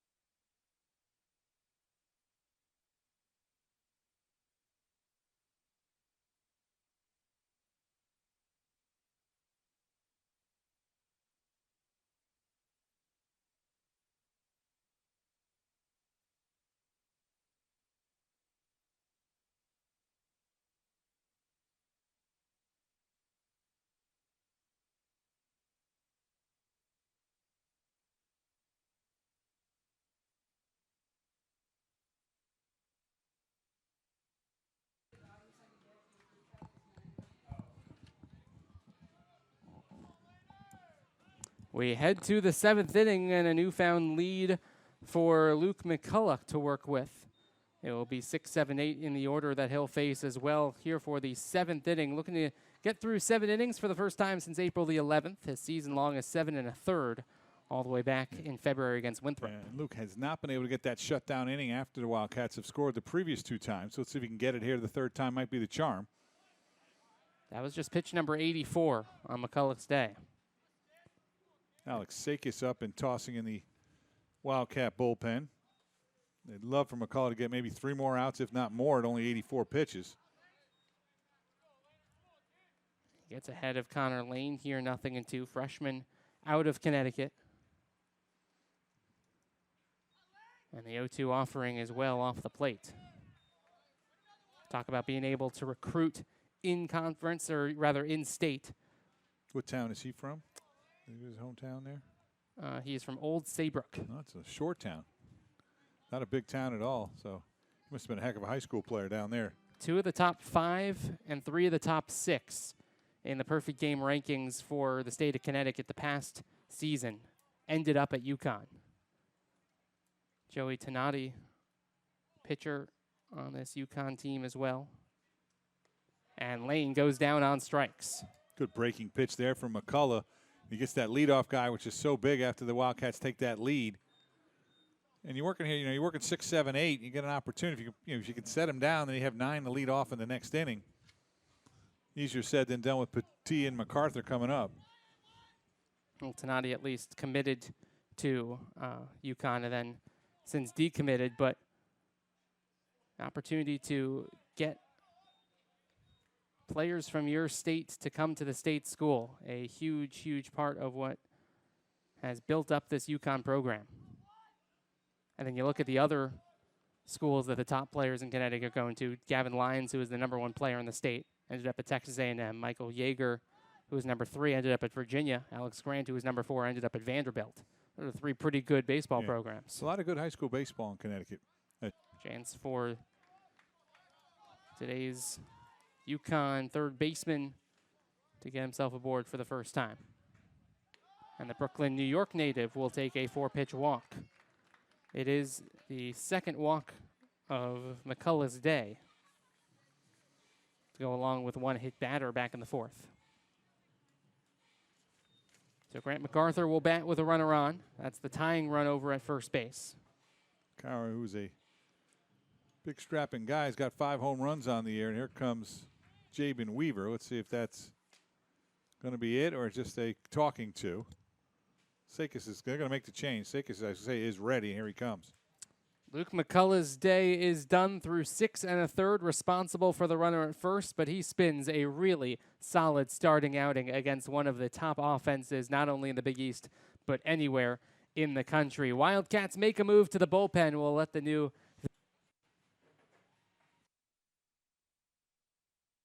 At Mainline Health, treat, we innovate. It's where your health is held alongside your humanity, where cutting-edge clinical trials meet compassion, with expertise ranging from preventive to pioneering. Because human care listens to your heartbeat and who it beats for. So if the rhythm of life changes, turn to the place where world-class isn't just nearby. It's where human care has a home. When planning your next step, Villanova University's College of Professional Studies meets you where you are. Whether your journey leads to a long-awaited degree, enables you to change careers, or accelerates your current one, we have rigorous online and on-campus programs designed to align your experience with your aspirations. When everything you've been ignites everything you'll be, transformation has no age limit. Pursue the next you.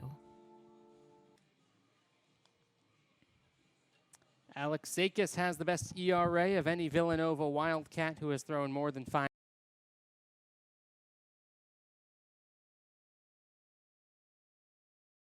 Yeah, he's been the high leverage guy out of the bullpen all year long, and a guy that gives you multiple innings. So we talked about it last inning with when Finn came in. Sakis is a guy that can give you multiple innings, and then Kevin Mulvey would love to get that out of him here today. Has thrown 2 or more in each of his last 6 outings, including 5 1/3 against Creighton last weekend, giving up just 1 run on 2 hits and striking out 5. Comes into this game with 1 on and 1 out in the top half of the 7th. Grant MacArthur will be at the plate Brian Padilla at first base after a 4-pitch walk, and you wonder if, McCullough and Padilla battle, and then McCullough ends up losing him for the walk. That's one thing when you think about cutting his day short, but a 4-pitch walk, a sign that it's time for the end of the line for McCullough. Maybe just lost his command a little bit. And it's a warmer day out there, too, so I think he got to maybe 90 pitches, 88, 89, 90 pitches, but in this heat, that might have been enough, and you trust your bullpen to go out there, and that's what's Alex's role on the team, so you hope that Alex can get out there and maybe get a ground ball here to get a quick 2 outs. He'll end his day, McCullough will, at 92 in the pitch column. First offering to Grant MacArthur is in there for a strike. The second baseman, Leonard, is playing right back up the middle. That is Leonard's number 5 jersey you saw. You see three infielders on the left side. Can't see that in the majors anymore. 0-1 nubbed foul. I don't actually know what the discipline is for breaking that shift rule. Is it a balk in Major League Baseball now? That's a good question. I mean, it's so easily avoidable that I don't know if it's ever going to actually happen. Yeah, especially because the cutouts are so obvious from dirt to grass, and I guess there's an imaginary line going behind second base to center field. 0-2. And that one's going to get past Neff, and all of a sudden the tying run is in scoring position here in the 7th. Yeah, that's a philosophical thing. This Wildcats say on 0-2, they talk about a waste pitch. They've wasted pitches. They just haven't been anywhere near the plate. You don't want to throw, obviously, a strike. You want something off the plate, but those pitches have bounced. They've been 2 feet high, 2 feet outside. With the batter's just not going to offer that. It's just all you're doing is wasting pitches instead of having a purpose with that pitch. And now, unfortunately, this runner moves up to second, takes away the double play, and now a runner in scoring position. Hurt them back in the 6th inning when Minnick came back from 0-2 down. They were able to get out of the inning when Biller flew out, but extending innings for sure and extending at-bats. And this ball is extended out to left center field. Montgomery into the gap will put it away. Tagging on his way to third base is Padilla. The throw is not in time. Nice play by Shaw to knock it down. But good base running by Brian Padilla to get 90 feet away. Yeah, and he says, well, he's going to score from second on a hit, but now he can score in a lot of different ways. On an infield single, a wild pitch, a pass ball, a balk. There's a lot of different ways you can score from third that you can't score from second. Especially for the righty, Sakis, too. He'll be in his field of vision for this at-bat against Bo Root, who is 0 for 2. Especially after you see a ball get away from the catcher the last at-bat. Root hit a ball well to center his last time up. First pitch drops in for a strike. It's 0-1. Root on the season hitting .320 with runners in scoring position. Seem kind of old school, no batting gloves. Better on a warm day like this. Checked his swing, but he ran around. It's 0-2. Good pitch from Sakis there. Those February Connecticut days are tough. Here's the 0-2 pitch where do you want to go slider into turf and you got to trust Neff to block it? I'd rather go high fastball here, up out of the zone, see if you can get him to chase it. Yeah, the calculus changes a little bit with Padilla at third. The 0-2 checked his swing and got a piece of it enough. That was kind of a bailout swing. Yeah. But that's another positive of getting over to third base. You might not want to throw that slider that's going to bounce up to the plate. When on second, you might take that opportunity. So as a hitter, you kind of take that out of your mind. He's not probably throwing that. Alex Sakis trying to escape this 7th inning with the lead still intact for Villanova. 0-2. Down the left field line. Going to be a long run for Montgomery in foul ground. And it'll land on top of the batting cage anyways. Number 9 hitter for UConn. You certainly want to go after Root here. You don't want to let it flip back around for Rispoli. He's got hits now in 13 of his last 14 games. And Rispoli's just a good contact guy. He's going to put a ball in play and make a play defensively. Sakis still way ahead here on Bo Root. 0-2. The runner at third is Brian Padilla. Down the first base line this time in foul. Root not going away. The right fielder is certainly battling. Yeah, that one might have got a little too much of the plate. Root probably had his best swing on it on that one, pulled it foul. See Quintana right on the line down at first. 18 RBIs on the season for Bo Root. Only one in the UConn order with fewer than 20, but a chance to get closer to that right here. Another 0-2. That's a great stop by Neff. Yeah, finally bounced one, and Neff's able to keep it in front.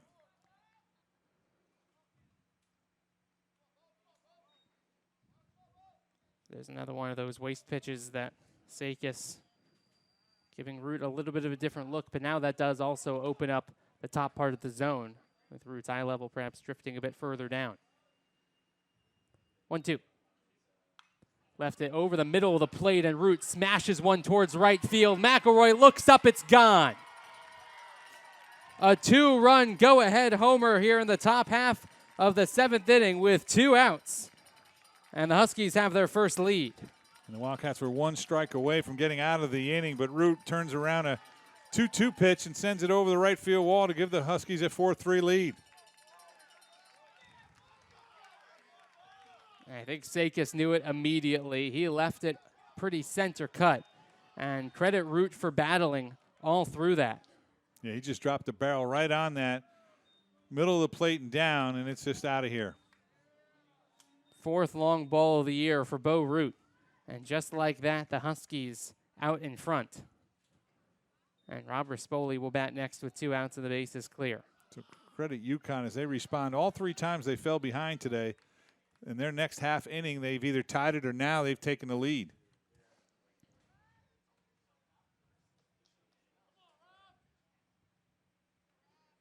Team that has hit more home runs than any other in the Big East, with another huge one.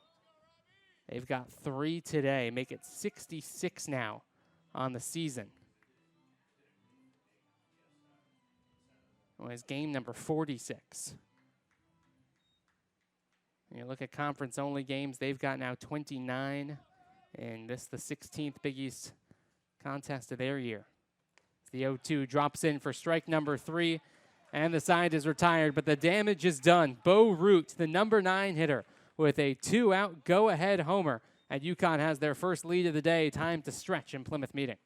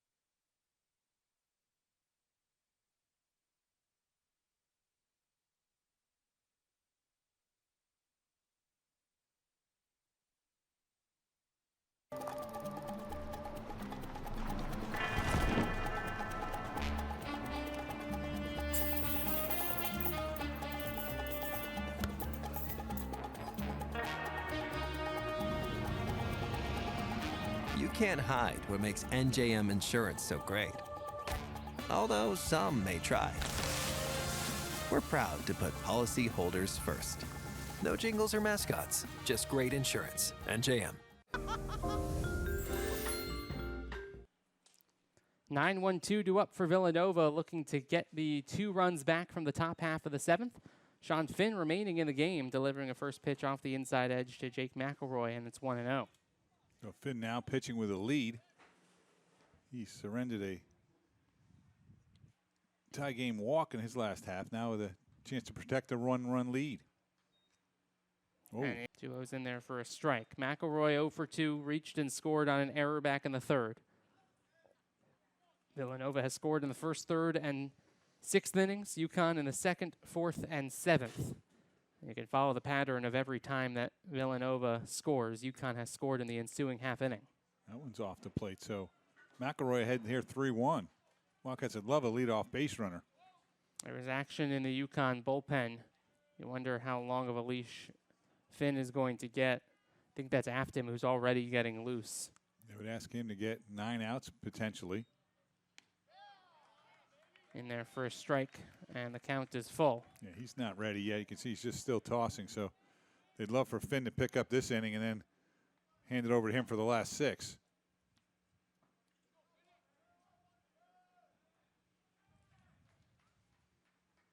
The 3-2 offering to the number 9 hitter, McElroy. Slow bouncer to the 3rd base side lane, going to pick it up in foul ground. Afton is used to those kinds of long outings to finish up games. I think only 2 outings ago for him a couple of weeks ago against Seton Hall. He had an 8-out save.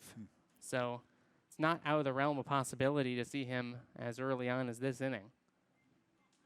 Now that UConn has their first lead of the day.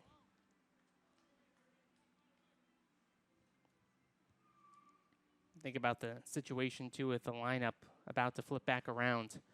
Wonder if you said Afton's just getting loose, and you're thinking about maybe bringing him in for Neff. Yeah, you talk about it a lot of times. What's the most important? And it could be when you're facing Juli Neff Valdez in that spot. And that could be the 8th or the 7th, depending on what McElroy and Lemon can do here at 9-1. 3-2. Back up the middle. Rispoli dives to knock it down, gets to his feet. That's an excellent play from Rob Rispoli. And that's what you need. You need plays defensively like that. You trust your defense on a 3-2 pitch. And we've seen Rispoli go left and right now. And this time he dives up, makes a great play across the diamond. And that's a big out in this game where McElroy, then he set up the bunt with Lemon, a lot of different things if he reaches.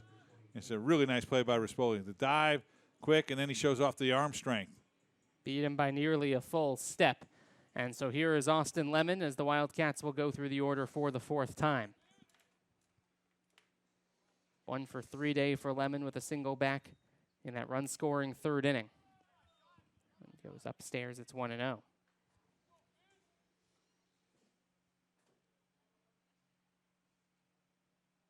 Everyone except for Tyler Shaw has now reached in some form or fashion for Villanova. 2 balls and no strikes now. Hooley, who's up next, reached on a fielder's choice. He's one of 2, including Leonard, who have only reached on fielder's choices. But there's a lot of traffic on the base paths today for the Wildcats, who have left 5 runners on now in their first 6 innings. And now Lemon way ahead, 3 balls and no strikes. So now how's that play lose now? It's so much larger even if you lose Lemon here and you would have 1st and 2nd, nobody out with Hooley and Neff coming up. But only 3-0 still. Let's see what Lemon does here. Finds the zone to make it 3-1. Interesting. He might even be taking one more here. Base runner is so important. You wonder if the directive for Finn was you get 1 base runner with the way that Afton's continuing to warm up. Oh, Lemon thought that he was going to be that base runner. Yeah, he dropped the bat. Home plate umpire's not going to like that. Brian Peterson calling it back for strike 2. Let's take a look at this. It's probably down. I think Lemon's got a good point there. But now anything close, you're going to have to swing if you're Lemon. He does swing, and he punches one through the right side for a base hit. And he has something to say to the home plate umpire as well. All those bang-bang calls at home plate have seemed to work themselves out, though, haven't they? Yeah. Been a couple of... The baseball gods have taken care of everyone. A couple of times the pitchers thought they had strike 3. Very next pitch, they get it out. That time, Lemon gets himself on first base anyways. That's usually how it shakes out in the end. Good piece of hitting from Lemon. And it is just going to be the 1 base runner that Sean Finn gets. In a 1-run game, Brady Afton is going to be asked, you'd imagine, for 8 outs for the 2nd time in his last 3 appearances. to lock up another conference victory for UConn. Sean Finn will leave with 1 out and 1 on in the bottom half of inning number 7. UConn going to their leverage reliever when we come back.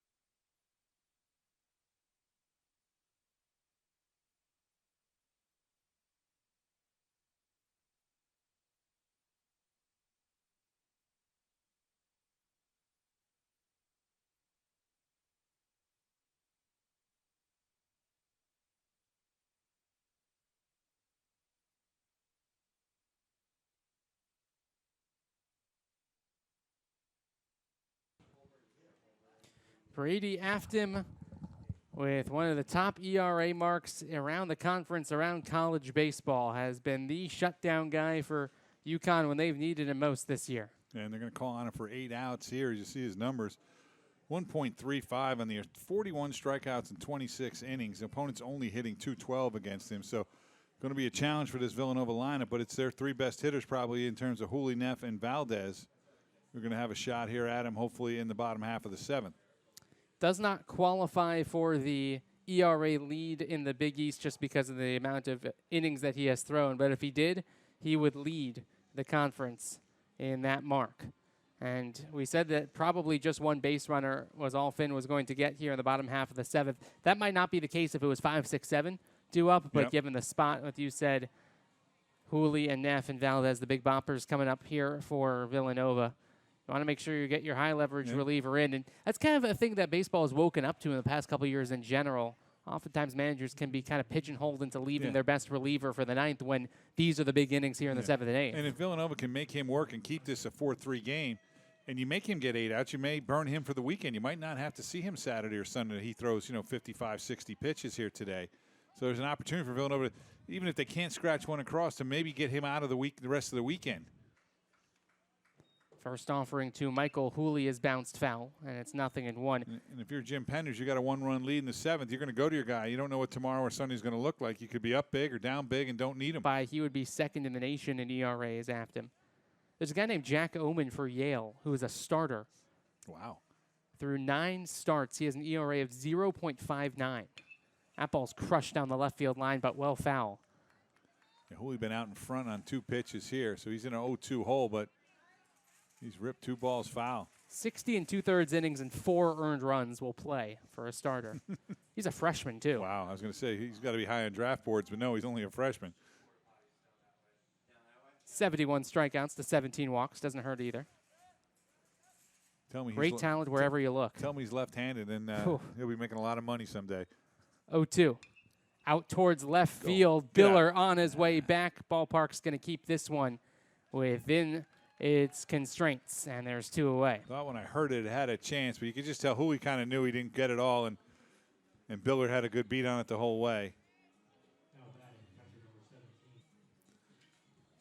Yeah, bullpen is dormant as we'd expect it to be the rest of this game unless things go. That can't beat you if you're UConn, and this is the guy coming to the plate right now.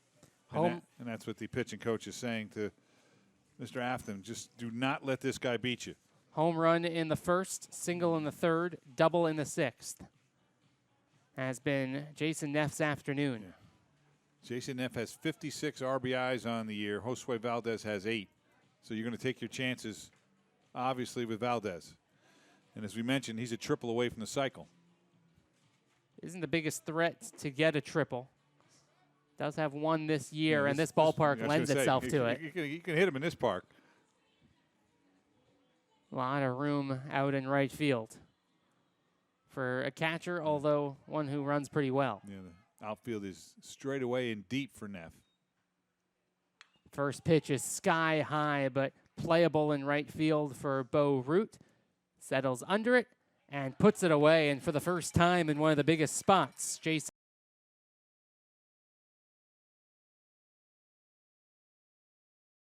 couldn't quite corral the one-run UConn lead. We head to the 8th, the Huskies with the advantage.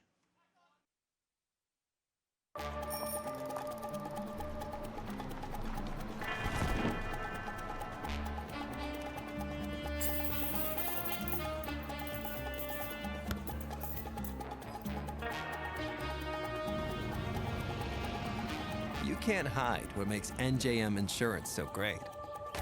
Although some may try. We're proud to put policyholders first. No jingles or mascots, just great insurance. NJM.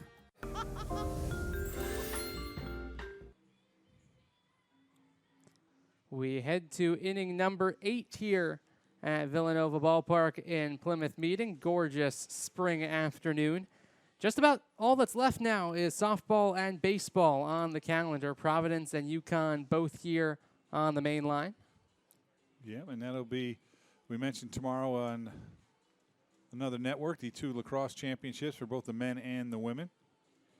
And that is it this weekend for regular season softball for our air. The Wildcats will be hosting the Big East softball tournament next weekend. I think they'll be on FS2 for the most part and FS1 for the championship.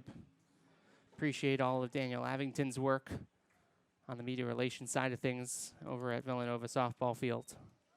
It's been another tremendous year for the Wildcats, and that's on 3 hits, 2 walks, 3 strikeouts, and a hit batter. What has really just sunk both teams today has been the long ball. Of the 7 combined runs scored, 5 of them have been via the home run. All of the UConn runs have been with the long ball. 2 solo shots for Biller, then the 1-2 run blast for Root. 2-0's upstairs. It's worth noting that 3 of those 4 runs and 2 of the 3 home runs came with 2 outs. Yep. And then last one with 2 strikes, I believe. That was a 1-2 count that Root hit it out on. This is a 3-0 count and 4-pitch walk to one of the most dangerous base stealers in the country, and Caleb Spur, who has already under his belt the best stolen base percentage in UConn single season history last year.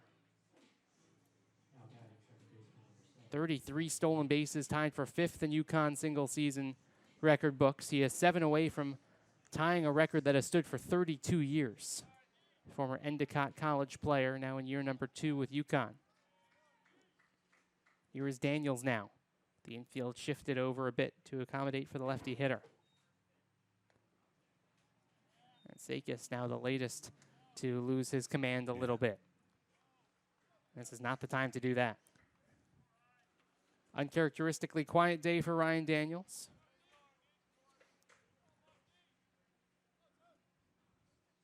Spur with a big lead over at first.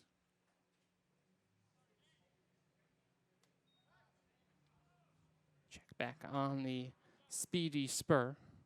33 stolen bases. It is just a gargantuan number at this stage of the season. Still a little bit of runway left. He has got more stolen bases by himself than just about the entirety of the Nova starting 9, and Daniels is not going to make him steal any bases here. He's going to be able to trot all the way around with a long, long home run to right center field. Yeah, that ended his quiet day with 1 swing. That makes it a 6-3 ball game. Ryan Daniels with home run number 11 on the year, and 2 2-run homers in the last 2 innings. Have let the Huskies storm back to a 6-3 advantage.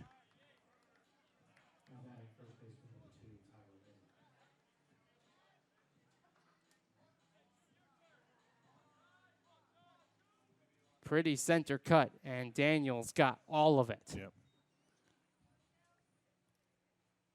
After the walk, the home run, and now here's another dangerous power hitter in Minnick. Yeah, it was Daniels' 11th of the year.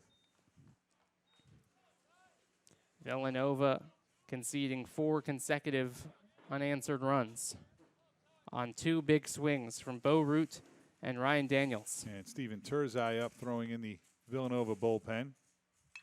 That ball's into right center field. That's going to get down. Could be extra bases as it goes all the way to the wall. It 2-hops the wall. Minnick with a big turnaround second, but he'll stop there with a stand-up double. So the Huskies' bats have come alive here in the 8th. That's 3 straight hits. Excuse me, a walk and 2 straight hits. 3 straight guys to reach. Let's see how long they stick with Sakis here. You might want to keep him for Sunday if this thing's going to get away from you. Sam Biller up next has had as hot of a day as anybody. And there you see Terzai getting loose. Could come down to what Biller does here. Whether or not Sakis is done for the day. Neff going to go out and have a chat. They just sent him out to buy some time for Terzai. I feel like this kind of meeting, I don't know exactly how you'll police it, but it's going to be the next domino to fall in the pace of play. Yeah, I think what's going to happen is you're not going to allow, if one of the infielders or one of the catcher goes out, you're not going to be allowed to have one of your guys come out of the dugout. It's going to be one or the other. Because all you're doing here is, now he's going to come out, and then Jabin Weaver will come out and talk to the pitcher because it's his first visit. And you're going to buy yourself 1.5 to 2 minutes.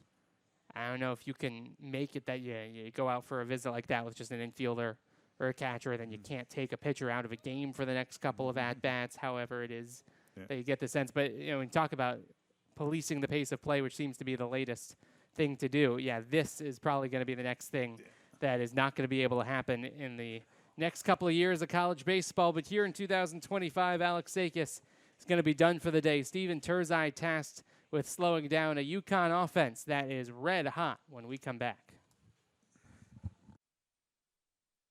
At Mainline Health, we make sure that heart care is heartfelt.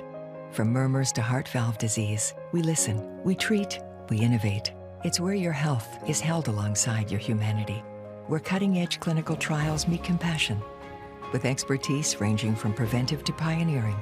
Because human care listens to your heartbeat and who it beats for. So if the rhythm of life changes, turn to the place where world-class isn't just nearby. It's where human care has a home. When planning your next step, Villanova University's College of Professional Studies meets you where you are. Whether your journey leads to a long-awaited degree, enables you to change careers, or accelerates your current one, we have rigorous online and on-campus programs designed to align your experience with your aspirations. When everything you've been ignites everything you'll be, transformation has no age limit. Pursue the next you. So Steven Terzai tasked in a difficult spot here after Alex Sakis was unable to protect the Villanova lead. It's now a 6-3 UConn advantage. And you see the numbers for Terzai. If he can get those walks down, he'll continue to only get more and more effective. Yeah, he's coming off a win in his last outing against Bucknell. So it's kind of turned around for him. He had a little bumpy patch in the middle of the season. He's pitched better as of late. And he'll try to just keep it where it is here as the Wildcats trail this one 6-3. He'll face Sam Biller, and then Connor Lane and Brian Padilla also due up here in the top half of the 8th inning. Still nobody out. UConn with 4 runs in the last 2 innings to turn a 3-2 deficit into a 6-3 lead. All 6 of the UConn runs have been scored via the long ball. So after the Huskies really start to pick up the bats, Terzai also gives them a little bit of a different kind of motion. The sidewinder will look to kind of change things up. He'll drop down against everybody, especially tougher on right-handed hitters. Sam Biller has been tough to get out no matter what the arm angle has been. 2 home runs and a pretty deep fly ball out to left field. You see Terzai can go over the top, but he can also drop it down and change the eye level. One of the more difficult to pick up pitchers in the Big East, but the lack of command has been what's kept him from really being a top of the end bullpen guy. And here is Biller now. Over at second base, you saw Minnick after the stand-up double.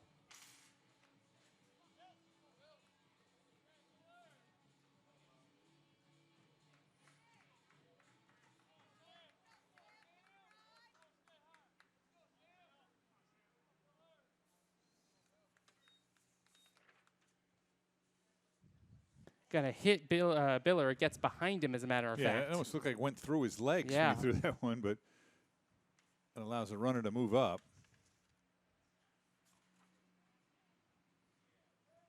So not the first pitch that Steven Terzai had in mind, especially when we've been talking about his command.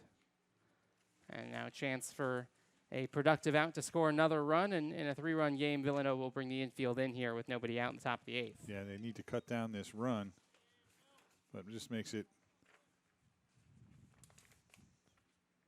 tougher for the Wildcats here to keep them off the glass. A good pitch there from Terzai. It's a better spot for the righty. Ball and a strike now to Biller. 2 home runs and 2 RBIs. They were both solo shots. 10 home runs now, 39 RBIs on the year. Chance to get to 40.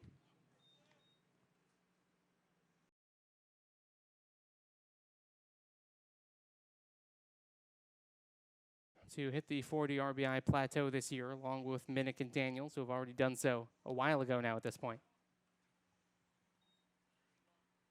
And the 2-1 will do just that. This ball is deep to right center field. It's way back. It's out of here. It's a 3-home run day for Sam Biller. And UConn has broken this one wide open in the top half of the 8th. Talk about have a day, young man. 3 home runs and 4 at-bats today for Biller. And he's broken this game open, and Huskies now lead 8-3. And he gets the silent treatment in the dugout. That's what happens when you hit 3 of them. Huskies are all cheered out of Sam Biller home runs. That ball was tattooed to what is one of the deepest parts of the ballpark. And 6 straight runs on 3 straight 2-run homers have turned this game completely on its head. And they finally have broken the silent treatment. That's a long silent treatment. Biller came in. He had 8 home runs coming in today. Now he's got 11.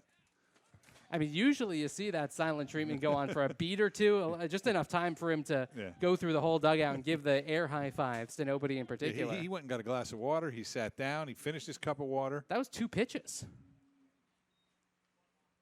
1-1's in there for a strike, and it's 1-2. But the momentum is now completely on that third base side dugout. Yeah, the Wildcats had taken that 3-2 lead in the bottom of the 6th, and UConn's come back with 6 unanswered. 2-run blast by Bo Roots to give them the lead. 2-run homers for Daniels, and Biller have only added to it. Count stays right where it is at 1-2.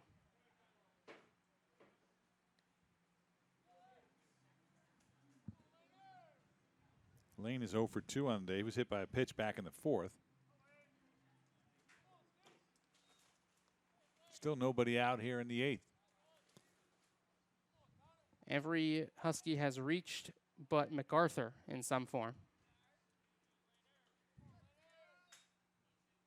1-2. Did he go around? No. And it's 2 balls and 2 strikes. Usually you'll see those silent treatments being given to freshmen. But Biller, a senior. See if he went around. It's right on the line. 2-2 is just off the plate. Terzai trying to get that outside corner, just misses it. Sometimes you see it for a guy who hits his first career home run or his first one in a long time, but Biller didn't get the warmest of receptions until a couple of pitches later, but now his team will fully embrace him as that ball smoked down the third base line. Lane is going to have himself extra bases. It's the 4th extra base hit of the inning with a stand-up double. So the Huskies' bats have woken up here in the 8th. This is a little bit more what we expected for UConn on the offensive end. We've seen walk, home run, double, home run, and double. And still nobody out here in the top of the 8th. 3-2 pitch just up and in, and he just drills it past Shaw down the line. Montgomery runs it down for a double.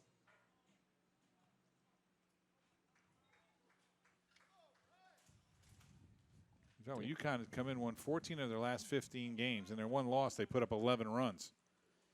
Brian Padilla 0 for 2 with a walk, looking to extend the hit parade. There's not a ton of action right now in the Villanova pen. There is somebody out there, but not really throwing. Yeah, the Wildcats are unable to record an out so far here in the 8th. Have started with Sakis and now with Terzai. That one's downstairs, and it's 2-0. Villanova softball today had an offensive outburst of their own with 8 runs in just 4 innings. Well, it's a simultaneous start with our game today, but it's the visitors who have had the late outburst to get them to 8 runs on the baseball diamond. 2-0's off the plate. It's 3-0.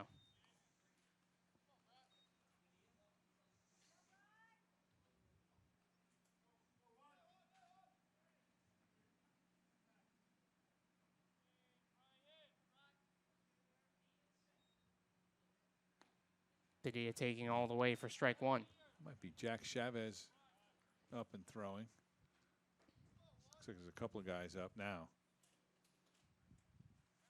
Pat McKenzie. Yeah, is that 9? Yeah.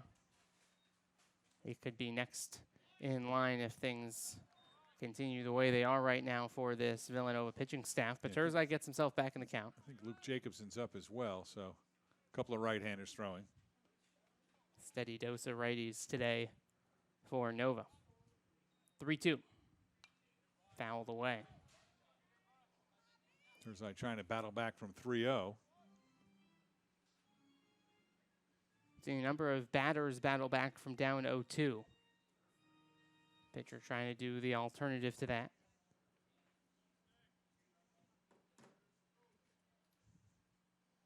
With Grant MacArthur in the on-deck circle. UConn with its largest lead of the day, 3-2. And that one is just off the plate outside. 6 straight batters have reached here in the 8th inning for UConn. Here comes pitching coach Jabin Weaver.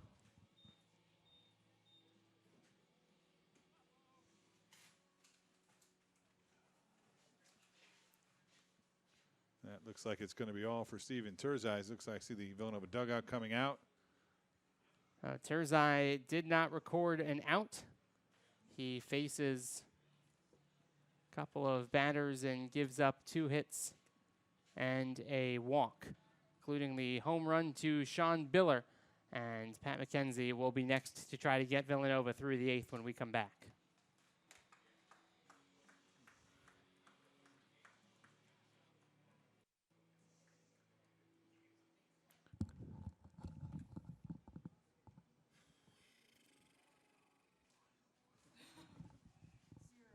It hit us 8 straight, guys. 1, 2, 3, 6 straight.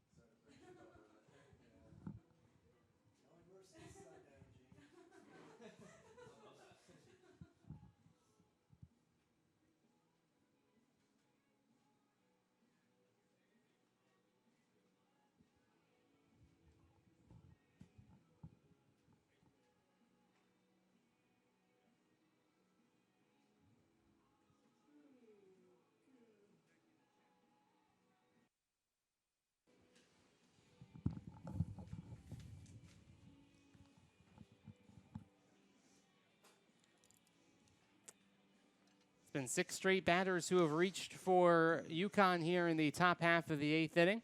And now for Villanova, they will turn to a freshman in Pat McKenzie to get some answers on the defensive side of the baseball right now. You see Pat McKenzie's numbers so far. Freshman from Connecticut will get a chance to retire some batters from his home state's flagship program. One of 13 freshmen on this Villanova team, one of 18 newcomers. Last time out did pitch in the midweek against St. Joe's, gave up 2 earned runs on 3 hits in 2 innings in what was a game that really got away from the Wildcats. 17-8 ended up in favor of the Hawks. So you see Pat McKenzie's numbers, and he's just looking to get an out right now. As Ben just mentioned, 6 straight Huskies have reached here. Villanova has dropped 4 in a row, 7 of their last 8. They had the lead going into the 7th inning, but it has been all UConn since. And now MacArthur, who was 0 for 3 today, and as I said, the only UConn player not to reach, Well, bat with the runner at second base and nobody out. Taps one foul to the third base side, nothing in one. Went off his foot foul. MacArthur, one of the strikeout victims of McCullough, one of three of them. That came back in the second inning. It was the first strikeout of the day.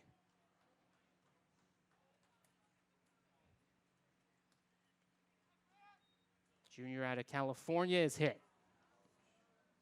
And that one stings right on, it looked like that part of the arm that's unguarded. Yeah, it looked like must have missed the elbow pad. That was an off-speed pitch. He must have caught him just in a, wasn't thrown that hard. Might have just caught the funny bone there. He looks like it just missed his pad. That's 7 straight to reach now. And here comes the who we thought was the hero of the game last inning. Root with that long home run that gives the Huskies the lead. But they've added 4 since then. That's really what changed the tide of this game, though. 2 strikes, 2 outs, with Villanova trying to protect at the time a 1-run lead. Bo Root hit it over the right center field wall to give the Huskies the advantage, and they haven't looked back since.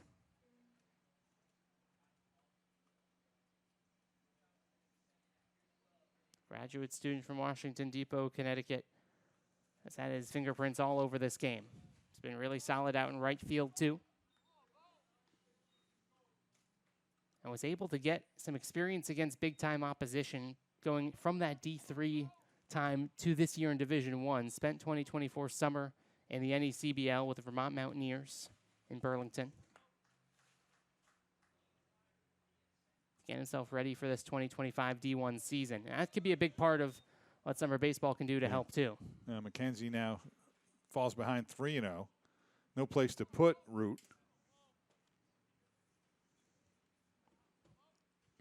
Just 2 runs driven in his last 5 games combined. Already has 2 with the big swing in the 7th, looking for more. MacArthur pumps one over the, or McKenzie rather, pumps one over the middle. With MacArthur at first base, Lane at third, Padilla, the runner in the middle at second. Comes the infield, going to bring the infield in now, 3-1. At the knees for a strike. And the count has been run full.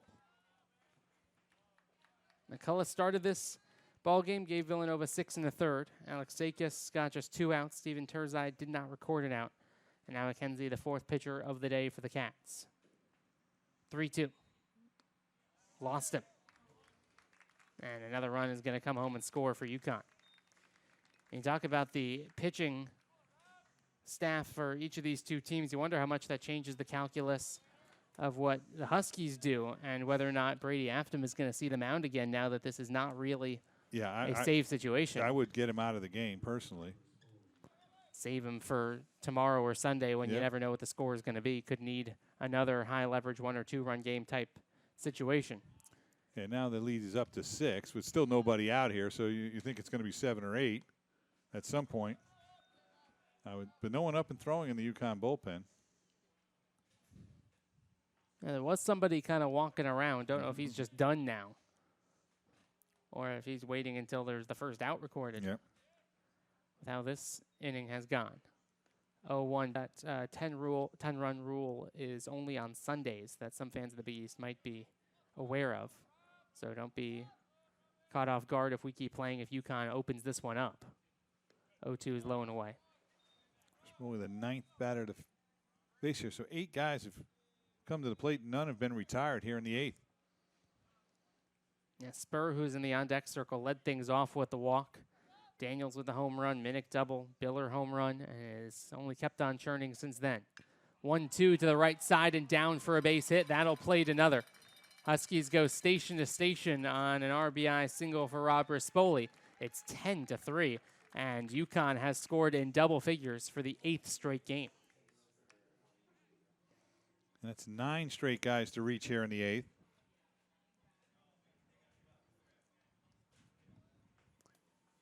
Good piece of 2-strike hitting for Rispoli to punch it the other direction.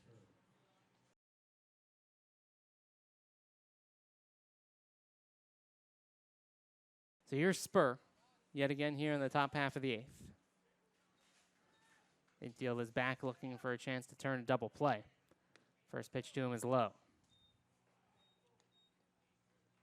talks about the pace of play changes that we can expect in the next couple of years in college baseball. Do you get the feeling that that run rule, similar to softball, being more standardized, is coming down the line too? Yeah, I would think, just to protect the pitchers. You know what I mean? That's the key. And yeah, I understand this point. If you're UConn, you want Villanova to use up as many arms as they can. They don't have them for Saturday and Sunday. You know, it's an advantage if you can do that. But I think in terms of player safety and just, you know, at some point, do you want to see, God forbid, 25 to 4 games? You know, it's just, you know, at some point, I think enough is enough. And I think you'll see that, you know, after 7 innings, a certain number, maybe after 8, a certain number. One to save the arms of these young kids. 2-1. In the air, out towards right field. Ball's been carrying out towards right today. McElroy, nearly with his back on the wall, is able to make the catch for the first out of the inning, but that'll score another run. MacArthur trots home, and it is 11-3. So a sacrifice fly for Spur to bring home the 7th run of the inning. Root will head to third, Rispoli to second. Yeah, good job of base running by both those guys. They both move up. There is action in the UConn bullpen right now. Kyle Peters is getting loose. And you'd imagine that he'll come on in for the bottom half of the 8th inning just to give Afton a chance to continue to rest. Infield is now in with no double play opportunity for Daniels. First pitch is low, ball 1. It is a good point, though, that you make, Steve, about how if you're on the winning end of a game like the one this has subtly turned into, you say, hey, the reward for us is to use up all the pitchers for Villanova, and that does give you the edge the rest of the series. This ball is foul. Yeah, I think to the some first degree, third base side. you know, in league play the rosters are limited, but you know most teams carry enough guys. You know, Kevin Mulvey's not going to use a high leverage guy in an 8-run game in the 8th inning. You know, so it defeats that argument a little bit in terms of the other argument is here's an opportunity for a young freshman to get a chance to pitch in against a Big East team and see what he has, and an opportunity for maybe him to earn himself some more high leverage innings. And the other thing to consider, too, when you think about the run rule being standardized across softball, but not in baseball. In softball, you know, they play 7 innings. Usually it's 8 runs or more after 5 innings. But you're also talking about a sport where pitchers routinely pitch in back-to-back games. Yes. Yeah, I don't know. What are you protecting in softball? Those Yeah. pitchers, you're not really worried about their arms. And they decide they want to do it. I just think it's it's also a sportsmanship issue. Do you want to see a 25 to 4 game? I think in softball, still, it's continuing to decrease and decrease, but the gap between the best teams and the teams that are still starting up is a little bit bigger than in baseball. That has decreased significantly, though, in the past 10 years or so. 3-1 is upstairs, and the bases are full again. So Daniels with a home run and a walk in the inning. Get the feeling that Pat McKenzie might be That's it for him. done for the day, and as a matter of fact, that will be it for McKenzie. So another pitcher used. This will be the 4th one of this nightmare top half of the 8th inning for Villanova. UConn has scored 7 in the frame and looking for more when we come back.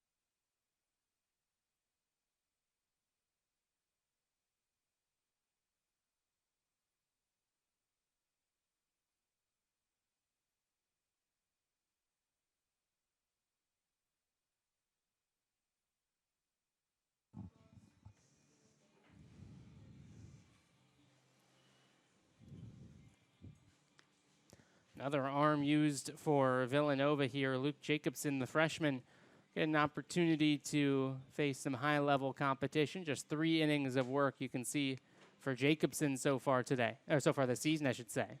Yeah, just a very small sample size, an opportunity for him to become the guy that can maybe get 2 more outs and get this half inning finished. This will be the 12th batter to reach here and to step in here. Minnick will be the 12th hitter here in the 8th for UConn. Still only 1 out. Even that out produced a run. It was a sacrifice fly to right by Spur. Freshman out of Summit, New Jersey. Summit High School, for which there is a pretty significant pipeline across all sports to schools in this part of the country. Going downstairs to Minnick, an inning that has just completely changed the story of this game. This was a low-scoring pitchers duel, couple of swings for either side deciding it. And then this UConn top half of the 8th inning has simply overwhelmed Villanova. Yeah. A game that was moving along rather quickly. Yeah, we've slammed on the brakes here in the top half of the 8th. And when you have 11 hitters face and only 1 retired. Now, that's what this UConn offense can do, and what they have done to teams up and down the East Coast in bunches. High Baltimore chopper. Shaw has to wait for it to come down. Quick throw to first base is just in time. So good play by Shaw. That's actually just waiting for it to come down. He's able to throw a strike to Quintano. And there's a chance. Let's see if Biller gets a chance to hit his 4th home run of the day in 2 in 1 inning. Or if they're going to walk him. Yeah, first base is open. I don't know if you can do that in a 12-3 game. We'll see what they do to Biller, who has all of a sudden a 9-run contest. I guess it doesn't technically qualify as a Baltimore chop because the runner was out at first base. And it's referring to when it takes that high first bounce right near home plate. If Biller got the silent treatment on his 3rd home run, what does he get on his 4th? To the bus early? I'm not quite sure. All the guys just leave the dugout? Well, Villanova hoping they don't find out here with 2 outs in the top half of the 8th. But it's called a Baltimore chop, in case you're curious. It went all the way back to the late 19th century. There was a guy named Willie Keeler who was one of the fastest players in the American League. Yeah. And that ball is into center field. Lemon coming in quickly. He'll drop in front of him, then he'll score 2 more. And Sean Biller has a 4 RBI, 2-hit inning. Supposed to be impressed by a 2 RBI single after he's hit 3 home runs. He'll have to settle for it, but the lead is up to 11. It's 14-3. What a day for Sam Biller. Obviously, 3 home runs, a 2-run single there, and that makes it a 14-3 game. Let's see if Jim Penner starts to go to the bench at all. Maybe some pinch hitters, but now it looks like Lane's going to come in. Lane's a catcher, so it's a position that's a little bit tougher. Yeah.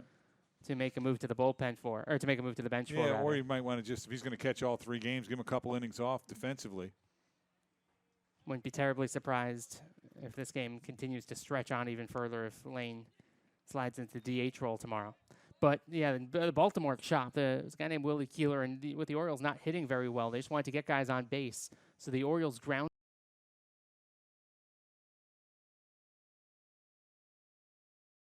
down onto it. It would bounce as high as you could off of that first bounce and let guys leg out infield hits. And that's where that moniker has come from, and it's stuck.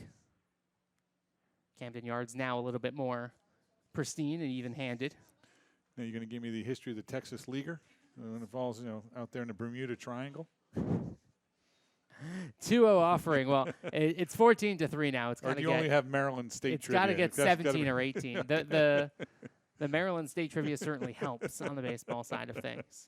You know what I don't know, though, and I've wondered? Cup of coffee. You get a cup of coffee in the big leagues, where that originally came from. Or a can of corn. Can of corn is from Hawk Harrelson, a longtime White Sox. Oh, he made that up? I believe so. I think he at the very least popularized I remember him when he was a Red Sox announcer when I was a young whippersnapper back in the state of Connecticut.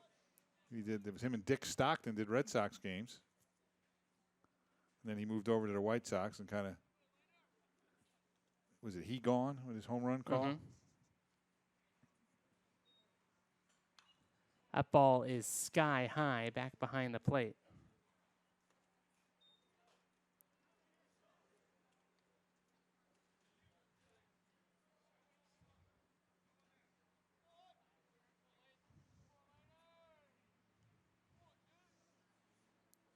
I don't have an answer for your cup of coffee, but I would assume that a cup of coffee was cheap, so it was just you were just there for a short time. 3-2 is just here? off the plate. Well, it was a 3-2. payoff pitch Thank you. and Good. 2 outs. I'm glad that was the case. Yeah, Biller doesn't have much of a choice there. There is a fine line in these spots that is genuinely talked about around college baseball and around college sports. 3-2 and 2 outs, you're running automatically. Yep. Yes, it's an 11-run game, but it is, a lot of people argue, more disrespectful to not Yes, I would agree. run like that. I didn't realize it was 3-2, 2 Yeah. outs. That's my fault. No, all good. It is an 11-run game with 2 outs in the 8th inning, and Pat McKenzie's day is done. We'll dive back into the history of baseball metaphors when we come back. All UConn here in the 8th. In moments of vulnerability, it's only human to seek warmth and expertise. Mainline Health is the place where both your health and humanity matter, where ultrasounds come with understanding, where tests are met with tenderness, where EKGs are as important as empathy, the place where you will never be your only advocate, the place for a lifetime of care delivered neighbor to neighbor. Mainline Health, where human care has a home. Home is for making dreams come true, for making memories that will last, for forging lifelong friendships, for watching your loved ones grow. The time is now to find the freedom that comes with pre-qualifying for a new home, or refinance in minutes and unlock the freedom to do the exciting things you've always wanted to do. Whichever path you choose, you can achieve your goals and celebrate the freedom of home ownership with Freedom Mortgage. Start making your dreams a reality at freedommortgage.com/dreams.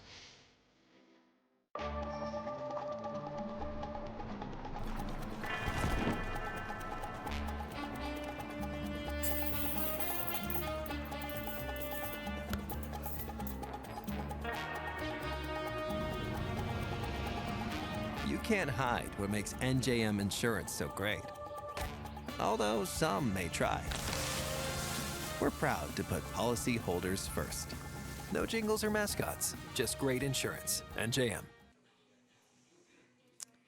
A new pitcher is Avery Schwartz, the sophomore for Villanova, looking to get away through a 10-run 8th inning, in which UConn has turned a 4-3 really good contest into a 14-3 drubbing. They have sent now 14 batters to the plate. You see Avery's numbers there. Local product from Phoenixville High School, just up the road, about 10 miles. Schwartz, a southpaw. As looking up, I thought I knew what the origin of southpaw was, but there's actually some controversy as to why southpaw is called that and from where it came. First pitch is upstairs and outside to Connor Lane, who had a double earlier on in this inning. Runner to the first and second, and 2 outs. Most thought, including me, that it was because a true story in which before lights existed for night games in baseball,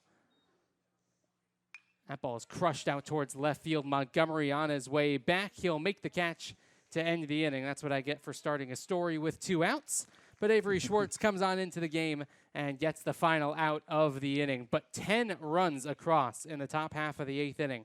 And UConn has blasted this game wide open. 14-3 as we head to the bottom of the 8th.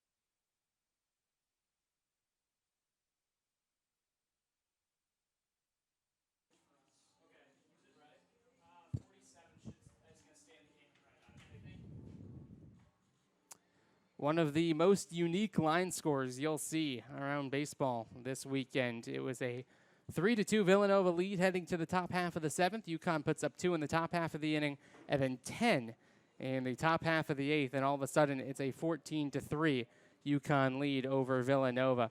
Back here at Plymouth meeting, alongside Steve Pinot and Ben Curtis here with you, and Kyle Peters back in his home Commonwealth. The Hazleton, Pennsylvania native will toe the rubber for UConn now. 9 innings of work for him after missing all of last year with an injury. See his numbers there. Actually started the game this year as well, and he's 9 innings of work. Here's an opportunity for him to try to refine his stuff, get back on some kind of groove here, get 6 outs, get his team to tomorrow. That game that he started was his last appearance against Rutgers. He threw 3 innings, and he pitched relatively well. Gave up just 1 earned run on 2 hits, gave up 3 unearned runs, though. And then he exited the game for the 4th inning when the things for Rutgers just got out of hand. A 10-run inning for the Scarlet Knights, but UConn has a 10-run inning of their own here in the top half of the 8th inning. And now it will be 4, 5, and 6 due up for Villanova, looking to scratch across something to get back into this game. 0-1 to Valdez. And that's Peter's job here, is to come in and throw strikes. Second lowest ERA in all of Pennsylvania in high school in his junior year. Spun a 0.27 for Hazleton Area High School, which will keep you in a lot of baseball games. There is more action in the UConn pen. Get the feeling that this might just be the 8th inning for Peters. 4th arm used of the day for the Huskies. 1-1 to Valdez. He's able to hold up, getting out of the way of that one that backed up on him. Oliver Pudvar started this game. Sean Finn struggled a little bit with his command. Brady Afton was only needed for a couple of outs, and his offense broke the game wide open. 2-1 to Valdez. Center fielder Spur will have a can of corn, and there's one away. Ah, got it in. I like it. I'll send Brendan Leonard to the plate next. You want to finish your southpaw story? Oh, yeah. So most people thought, and I certainly thought at least, that it came from because when stadiums were being designed before night games, before there were lights, the fields were aligned such that batters were looking into the sun for as long as possible just to keep games going as long as possible, and therefore batters would face east with the sun setting behind them, and the lefty pitchers would be facing south. But it turns out, according to a couple of MLB registered historians, that the origin actually comes from boxing. And a left-handed punch was a southpaw punch in old 19th century boxing, and then just kind of adapted to baseball and ended up kind of working out. I gotta get that. If you're right, that would be a softer paw, you know, as you. Yeah. It makes, all right. I like that. I'm glad I'm working with you today, Ben. You brought a lot to the table. I got to be honest with you. I know you had a tough commute getting here, but you brought your A game. Yeah, 476. Not kind to anybody, for that matter, as that one's back over towards the road. Yeah. Speaking of commute, got to be heads up when you're commuting around Plymouth meeting Villanova Ballpark. That road right there is in play. That would be Germantown Pike, and there's not too much movement on there right now either. Thankfully, it looks like everyone was able to avoid the baseball. Yeah, I'll be heading west on that road in about who knows when. I thought at about 5:30. Now it looks like more like 6:30. 1-1 offering here to Leonard. This is low and away. Yeah, you got to be careful when you drive in these kinds of ballparks, and it drives you crazy sometimes seeing these baseball fields and how close they are to the road. Yeah, they have a lot of netting around them, but something carries that netting. Could be some trouble. This one is relatively well protected with the amount of netting there is. There are some around the conference and around the region that are less so. Loose ball got away out of the UConn bullpen. Yeah, no netting down there. That's a wild pitch if you're throwing out of that bullpen. Yeah, that's set a little bit far back. Yeah, and it's so that's set towards the road as opposed to. Yeah, that's one that's. It's a little bit outside. They got Bob Euchre. Yep, late great Bob Euchre. This will be another play for Spur to make. He's got a longer run to come in on this one, but he puts it away, and there's 2 gone. So 2 fly out to center here in the Villanova half of the 8th. And it'll be a pitch hitter for Colin Quintana. It looks like Aiden Berry will get a shot. A lot of Euchre's most famous baseball-isms are ones that our boss, Josh Igo, would send me a pretty nasty movie, Major League, as the broadcaster. That's the ones that we can't really repeat. Keeping this family friendly.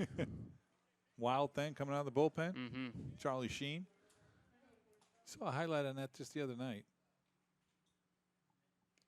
It's got to be tough to watch as a Yankee fan, though. That's the only time they ever really beat us is in the movies. You know? That and Bill Mazeroski There and you go. Luis Gonzalez breaking his bat. The 3 Yankee losses in history. Yeah, there you go.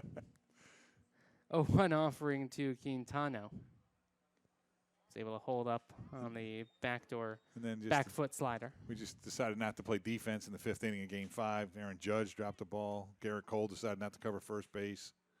Those kind of things happen. 162 game season. 1-1 offering to Quintano's in there for a strike, and it's 1-2. It's got to be interesting, though, to be a fan.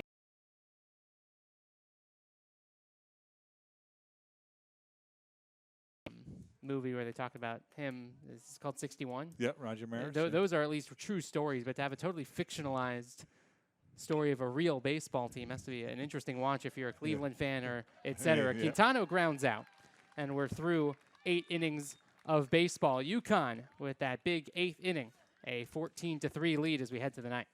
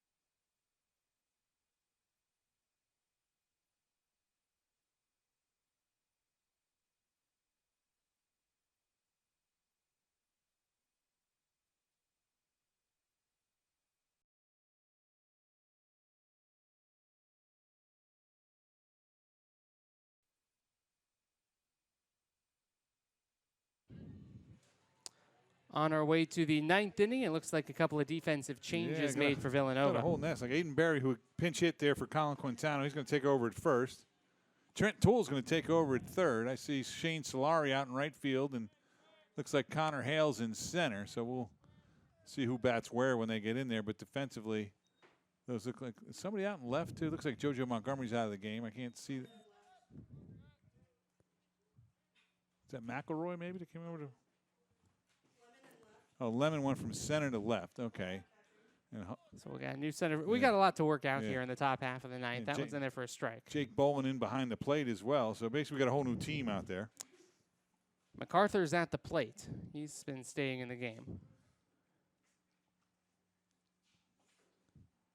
And he is 0 for 3 today with a hit by pitch. That one's off the plate. 2 balls and a strike. So they'll get Neff out of the game, rest his legs for tomorrow for an inning. Everything helps with the day game after what's turned into an evening game. It's a 2 o'clock start tomorrow. That ball is crushed out towards the new left fielder, Lemon. He's able to make the play. Baseball's finding Austin Lemon wherever he goes. He didn't go. They got him out of center field, and he still gets the ball heading to him, this time out in left. He has made a whole bunch of plays out in center field today. So Schwartz, 2 batters faced, 2 outs. So just to kind of reset He's things. our hero out of Yeah. the bullpen so far. Just to kind of reset things in terms of the defense. Yeah. Lemon, Hale, and Solari is the new left field to right in the outfield. Toole and Barry corners of the infield. And like a pinch hitter here for Root. Somebody pinch hit for MacArthur, too. I apologize for missing that. No, that was Was that MacArthur? That was with still that ball? MacArthur, number 26. All right. It is Anthony Belisario who will hit for UConn.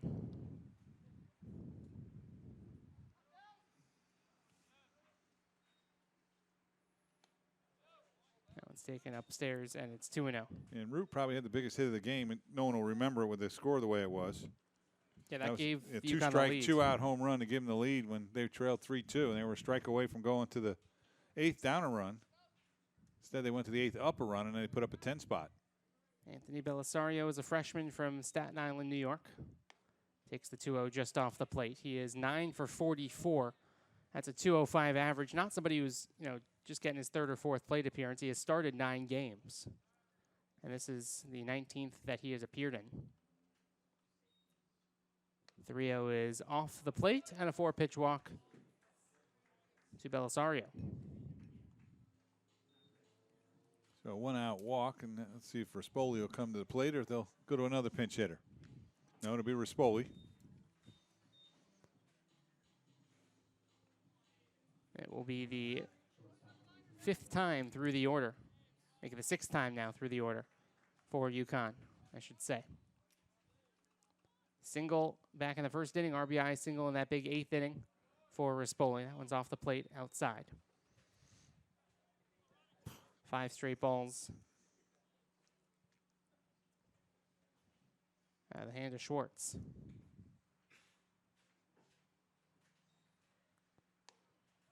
That one's in there for a strike, and it's 1-1.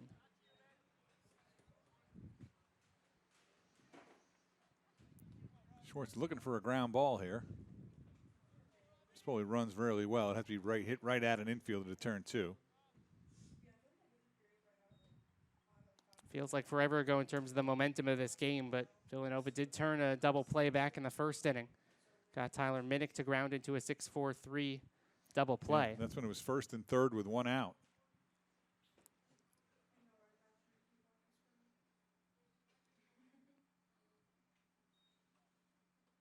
Two one right back in our direction, and it's 2-2. Rispoli now make it 13 of his last 14 games with a base hit.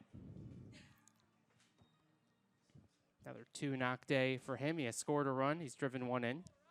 Did strike out back in the 7th. 2-2. Count is full. And if you're Villanova here, how do you kind of turn the page quickly? Baseball, the sport where you have to have the shortest memory of all. Yeah, and you say, well, momentum is tomorrow's starting pitcher. I think that's Bobby Olson. Or Jake Francis. I'm not sure exactly how they'll go in the rotation this weekend, but you just got to hope you get a good start from your starter.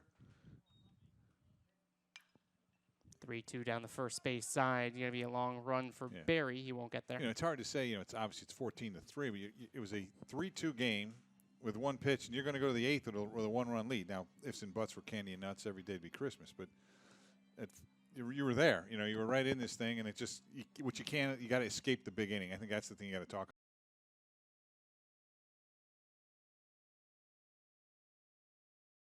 Contact. So the other time you just got to tip your cap to UConn. They put together quite an inning. Was it 11 players to the plate with only 1 out? Ended up being 14 in total. And it would have been, 11 before the 2nd out was made. Minnick got the 2nd out as the 12th batter of the frame with that ground out. 3-2 here to Rispoli. And it gets away from the new catcher. That's Jake Bolin, but it'll be first in this ball 4, so the runners will move up. So I'll keep the line moving for Caleb Spur's spot in the order. And it will be Spur who will bat. For UConn, it's just more of the same in terms of the offensive side of things. Had that 7-inning, 10-run victory over Rhode Island in the midweek on Wednesday. A little bit unusual to see 2 midweek games this late in the season. They played Rutgers on Tuesday, Rhode Island on Wednesday. Both were at home, so you don't have to stack on the travel to the 2 midweeks, but that's a lot of baseball to be played. Yeah, probably about a 45-minute drive from Kingston, Rhode Island to Stores. Ball down the third base side, foul. It's 0-2. If that. Yeah, that's about right, I'd say. Back-to-back weeks, in fact, with 2 midweeks. Last weekend, they played games Tuesday, Wednesday. On Tuesday, they played UMass, won 7 innings in Hartford, Connecticut. That was played at Duncan Park, which is the home of the Hartford Yard Goats AA baseball team. And then Wednesday, they were back home in Stores to beat Army. I think they're the Twins affiliate. They used to be. I'm not sure. Yeah, they certainly were when they were in New Britain. That ball's hit to the left side and through for a base hit, and that will score another run. The lead is 15-3 as Caleb Spur has his second RBI in his last 2 plate appearances. So the Huskies tack on one more. And now it'll be Daniels who hit a home run back in his first at bat in the 8th, and he walked. The Yard Goats are now the affiliate of the Colorado Rockies. Okay. Beautiful park right in downtown Hartford. Yeah, I haven't been to the new park, but everyone says it's one of the standards of AA baseball.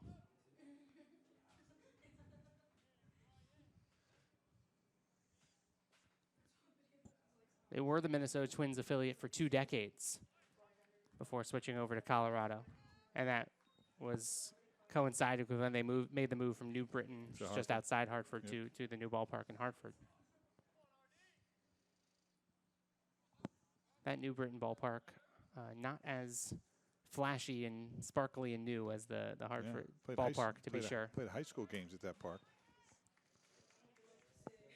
They used to play our state championship games there. Yeah, that'd be a good spot. Yeah. Got the chance to see Miguel Sano in New Britain when he was still in AA.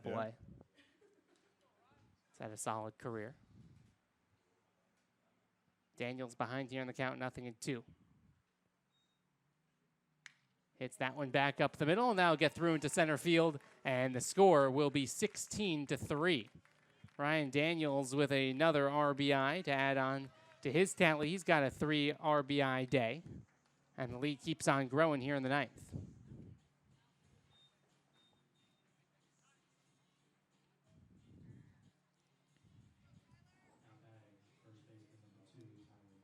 Shift was on to get Hooley up the middle, but he wasn't far enough up the middle.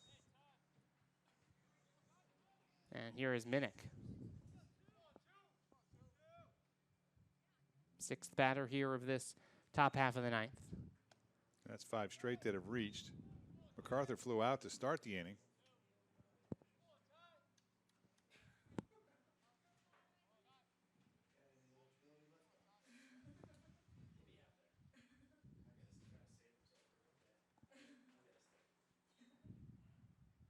Wino misses low and inside, and it's 2-0.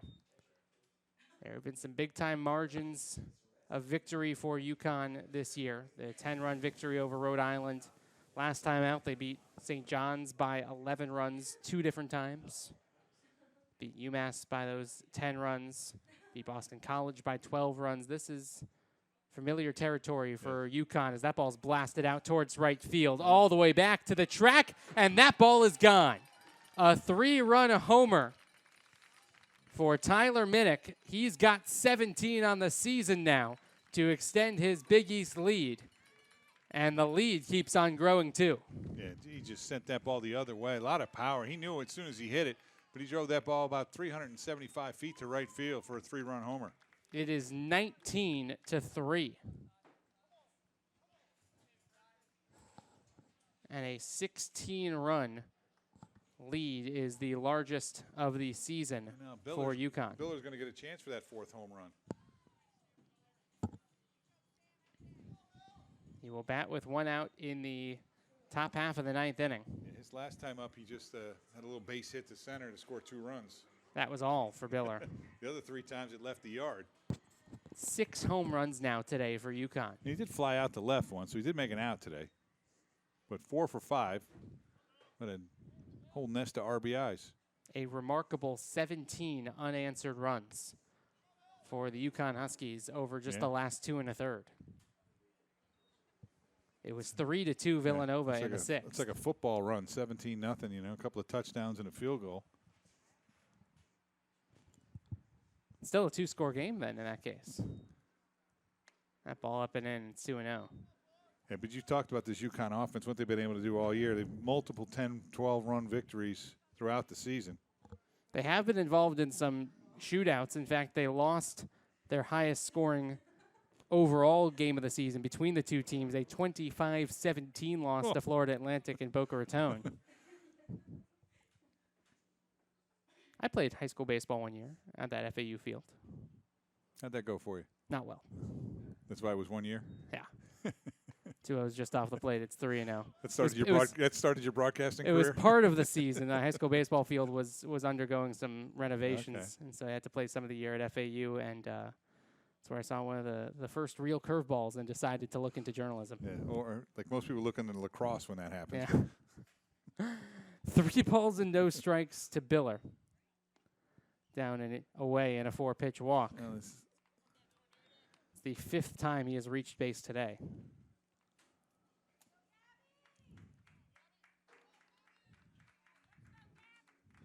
I think it was at that FAU field. I saw a pitcher from Archbishop McCarthy, which had won 3 straight titles at the time. I was on junior varsity, so their junior varsity team was better than most varsity teams. They threw me 3 fastballs, went back to the dugout. Coach said, "Hey, Ben, did you see any of those?" I said, "No." Not even close. Gabe Toronto's going to get a shot here, stepping in. A pinch hit for Lane. Toronto just 4 for 18 this year. He's got 1 home run and 4 RBIs.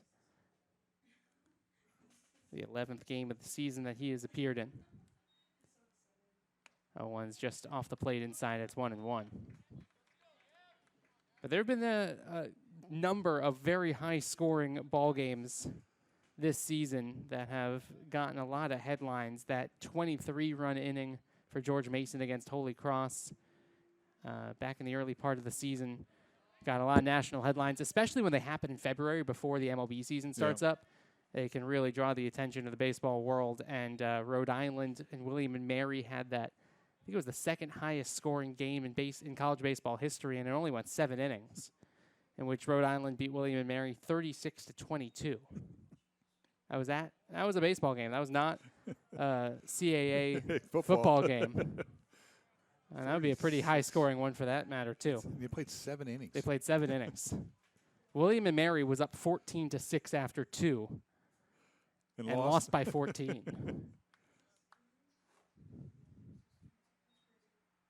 3-1 offering is bounced foul.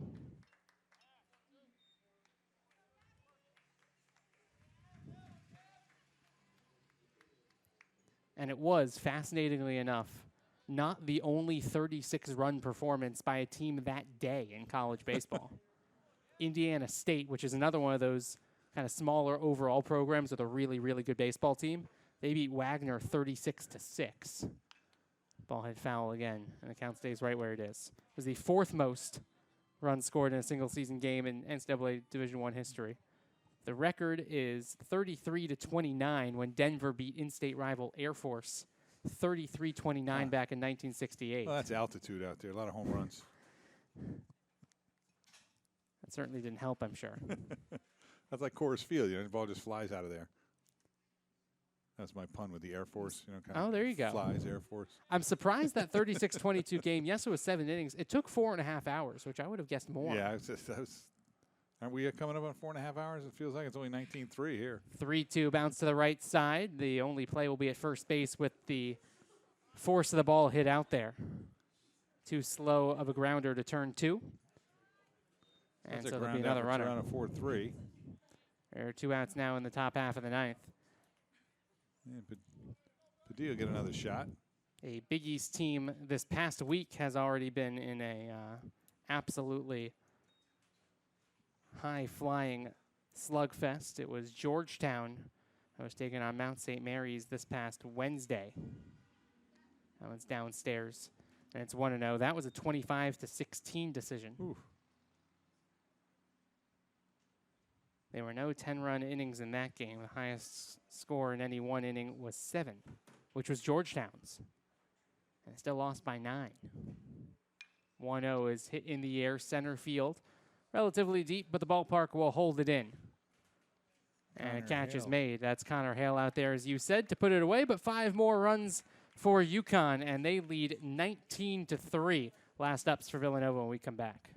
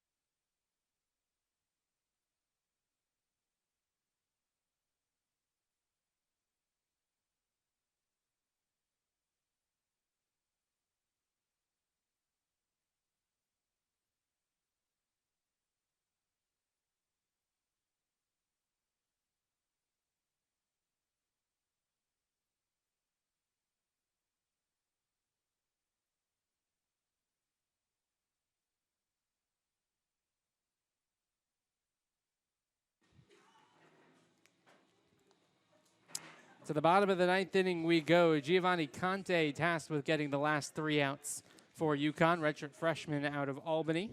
And Ben, we'll see who bats in whose spot here for the Villanova. It looks like Shane Solari is going to, I think, going to be first. So he looks like he'll hit Montgomery's spot. I see Trent Toole the bat as well. Let's see. Yeah, it looks like it'll be Solari to hit first for Montgomery. Second appearance of the season for Conte. He pitched in a 21-9 win over Boston College 2.5 weeks ago. He threw 1 inning, gave up 2 earned runs on a hit and a walk, and he hit a batter as well. Well, he's not allowed to hit a batter this inning. He's got to throw strikes. That's his job. Villanova just looking for something that they could hold on to in this bottom of the ninth inning to go into tomorrow when you reset the scoreboard. 1 in the second, 1 in the fourth, 2 in the seventh, 10 in the fifth, 10 in the eighth, rather, 5 in the ninth for UConn. 1 each in the first, third, and sixth for Nova. Looked through 6 innings like it might stand up. And then the UConn offense that we expected has come to play in the last couple of frames. It's tied for the most runs that Villanova's given up this year.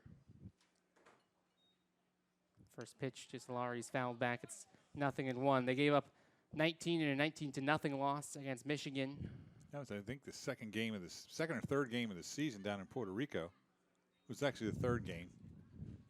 They had beaten Rice, played Virginia really close, and then Michigan kind of laid it on them on that Sunday. That one is just off the plate.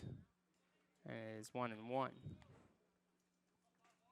Michigan baseball this year, kind of another one of those teams that has been teetering on that NCAA tournament bubble. In there for a strike, and it's 1-2, 27-17 the Wolverines are overall. I'm sure that the Huskies wouldn't mind if they dropped a couple more games. Improve the chances for an at-large. 1-2. Just off the inside edge. When you look at that RPI that we were talking about, Michigan sitting at 52. You said UConn was at 40? Yeah, so same kind of neighborhood. That one is just off the outside edge, and the count is full. Give Brian Peterson credit here. He probably wants to get to his dinner reservation, but those balls are off the plate, and he's calling them a ball.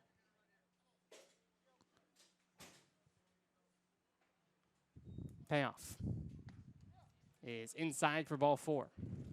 So a leadoff walk for Solari. The number 1 team in the nation in RPI is Texas. In fact, each of the top 6 are from the SEC. Texas, Georgia, Vanderbilt, Auburn, Arkansas, LSU. And everyone in the top 10 is from either the ACC or the SEC. Again, that's the RPI, which is the computer-only rankings. Who are the other 4 from the ACC? Florida State, Clemson, North Carolina are the 3 from the ACC. And then Tennessee is the 7th SEC team in the top 10 in RPIs. That ball runs inside and hits the batter. Trent Toole takes one on the wrist. He broke a wrist last year getting hit by a pitch, so that's always a little bit scary for him. That's the last thing you want in this kind of game. That was, if you're going to get hit by a pitch, the kind of pitch to get hit on, though, that kind of looping breaking ball. And he seems fine, thank goodness. Might have been more the hand than anything else. And this will be Jake Bowen stepping in the 9-hole. He'll hit for McElroy. In there for a strike, or rather, that one just missed, actually. It's 1-0. Top team in the RPI, as we said, in the Big East is Xavier at 33.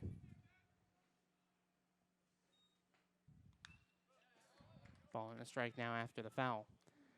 And after the top 10, that's when you start to get into some of the other big conferences. UC Irvine having a tremendous year. Coastal Carolina, Chanticleer is always dangerous.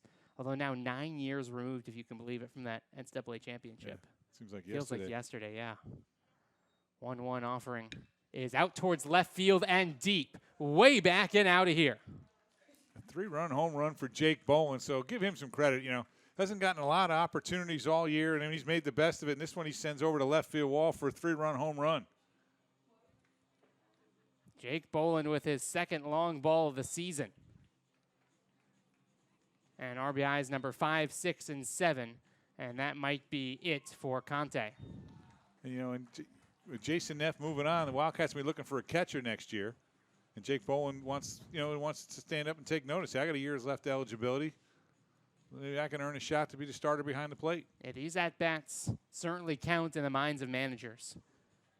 I'm actually going to leave Conte in the game. That's just a talking to.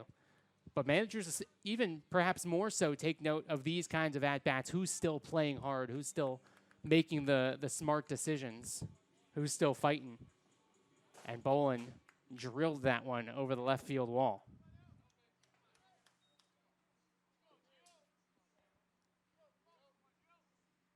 Now here is Lemon. First pitch is just off the plate. It is the game's 8th home run. 6 for UConn, 2 now for Villanova. That ball sprayed foul.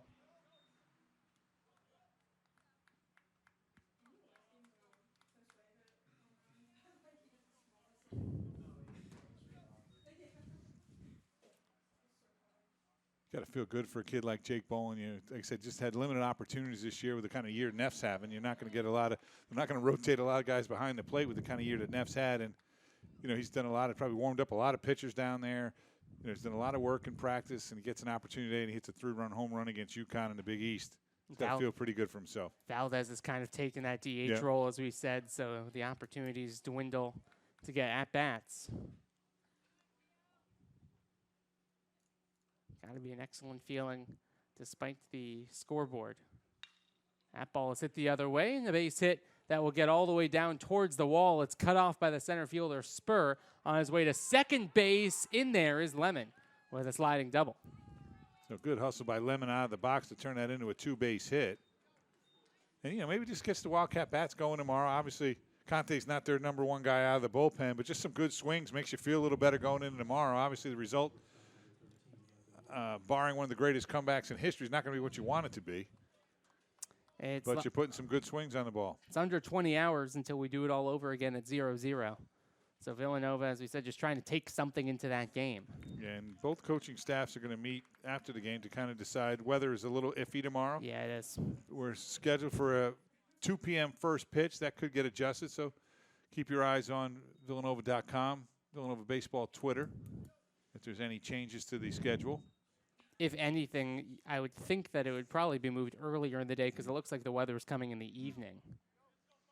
So maybe they move it up to noon or 1 o'clock. So Sunday could be an adventure as well. I think that's a 1 o'clock start, and from what I'm seeing, it looks like there's going to be rain from noon till 4, which is so I'll be here not all day. not ideal. So I'm going to be here all day is what you're telling me. As not what you want, especially for the final game of a 3-game set where a team has to. Both teams are going to want to get that game in. Don't think we got in all 3 games when UConn was here last time, 2 years ago. Yeah, we sat in the rain for a long afternoon. Yes, we did. I remember that. And didn't play a pitch. It's a fun afternoon, though, at the press box. They're always fun afternoons in the press box. It's just when it turns past 6 o'clock, they're not as much fun. We have played for 3 hours and 15 minutes of baseball here. And good swing on the baseball from Hooley, and that will score another run. It's 19-7. So an RBI single for Mr. Hooley gets the Wildcats 1 run closer. You can't score 16 if you don't score 4. Yeah. But that will be it for the day for Conte. Does not record it out here in the bottom of the ninth. That's the second mound visit of the inning, which means that his day is done, and UConn will make another move to the bullpen. Good swing from Michael Hooley as Villanova tries to wrap up this ball game on the front foot at the very least. They've got 4 in the bottom of the ninth with nobody out.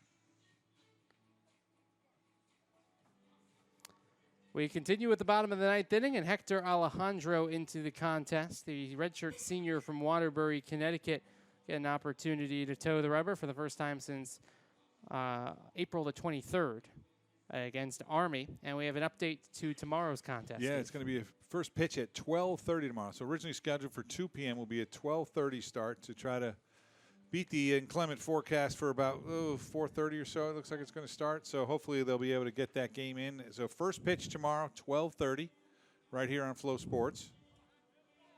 Hector Alejandro still with some work to do to get through this bottom half of the ninth inning. 6 games out of the bullpen last year for Alejandro. This is his 7th of the season this year for a guy whose career at UConn was derailed by injury in 2023. He missed the entirety of that year. Connor Hale will step in. This is Jason Neff's spot when he was pulled out of the game for bowling behind the plate, and Hale will get his chance. Valdez will. That one low and inside, 2 balls and no strikes. It's got to be a good feeling for Villanova to at least get themselves back into this game. Not so much so that these are high stress pitches still for Alejandro, but 4 runs in the bottom half of the ninth get them a little bit closer. Yeah, you just feel like you battled. You put some good swings on it. Bolin hit a 3-run home run. Hooley got himself going a little bit. You know, just hopefully he can carry over to tomorrow. And it will be even earlier than initially expected. And a 4-pitch walk to Hale. And another base runner for Villanova with still nobody out in the bottom of the ninth. So that's 6 straight Wildcats who've reached here in the ninth.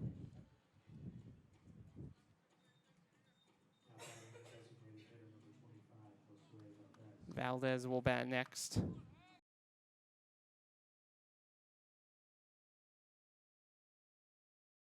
There's a lot of guys who are fighting for playing time, fresh into the game, want to prove their manager right for giving them some playing time late in this contest. First crooked number on the scoreboard for Villanova here in this game. 0-1's in there for a strike, and it's 0-2.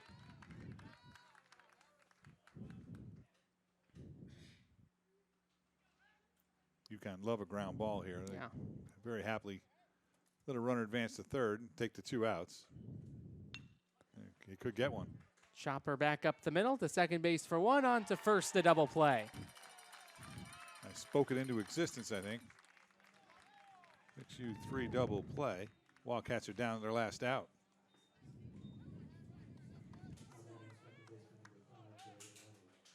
So all of a sudden, opportunity to turn it all back around here in this bottom half of the ninth inning, and Alejandro 1 out away from shutting the door.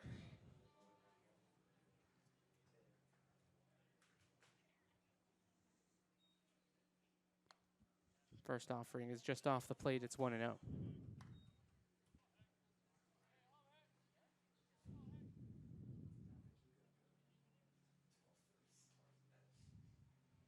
"13 hits for UConn on 19 runs.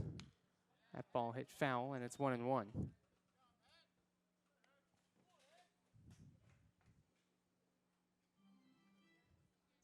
Back to we talked about the 10-run rule, and but league play, you're only allowed 27 eligible players too, so you don't really have the same depth you have midweek with you can you play your full roster. So might be interesting to talk about that. Yeah, it's a good point when you talk about what's to come for the future of baseball. But in the present, it's Villanova who's down to their final strike. 1-2 count as Alejandro has come in and settled things down. Yeah, Leonard 0 for 4. Would love to get into the hit bracket here with a base hit somewhere. The 1-2 offering fouled off of himself. We'll do it once more.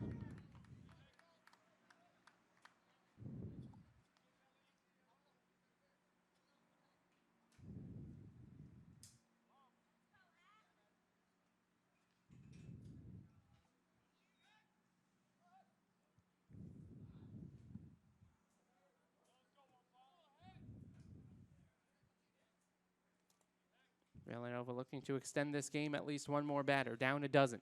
the 1-2. We'll do it at least one more time.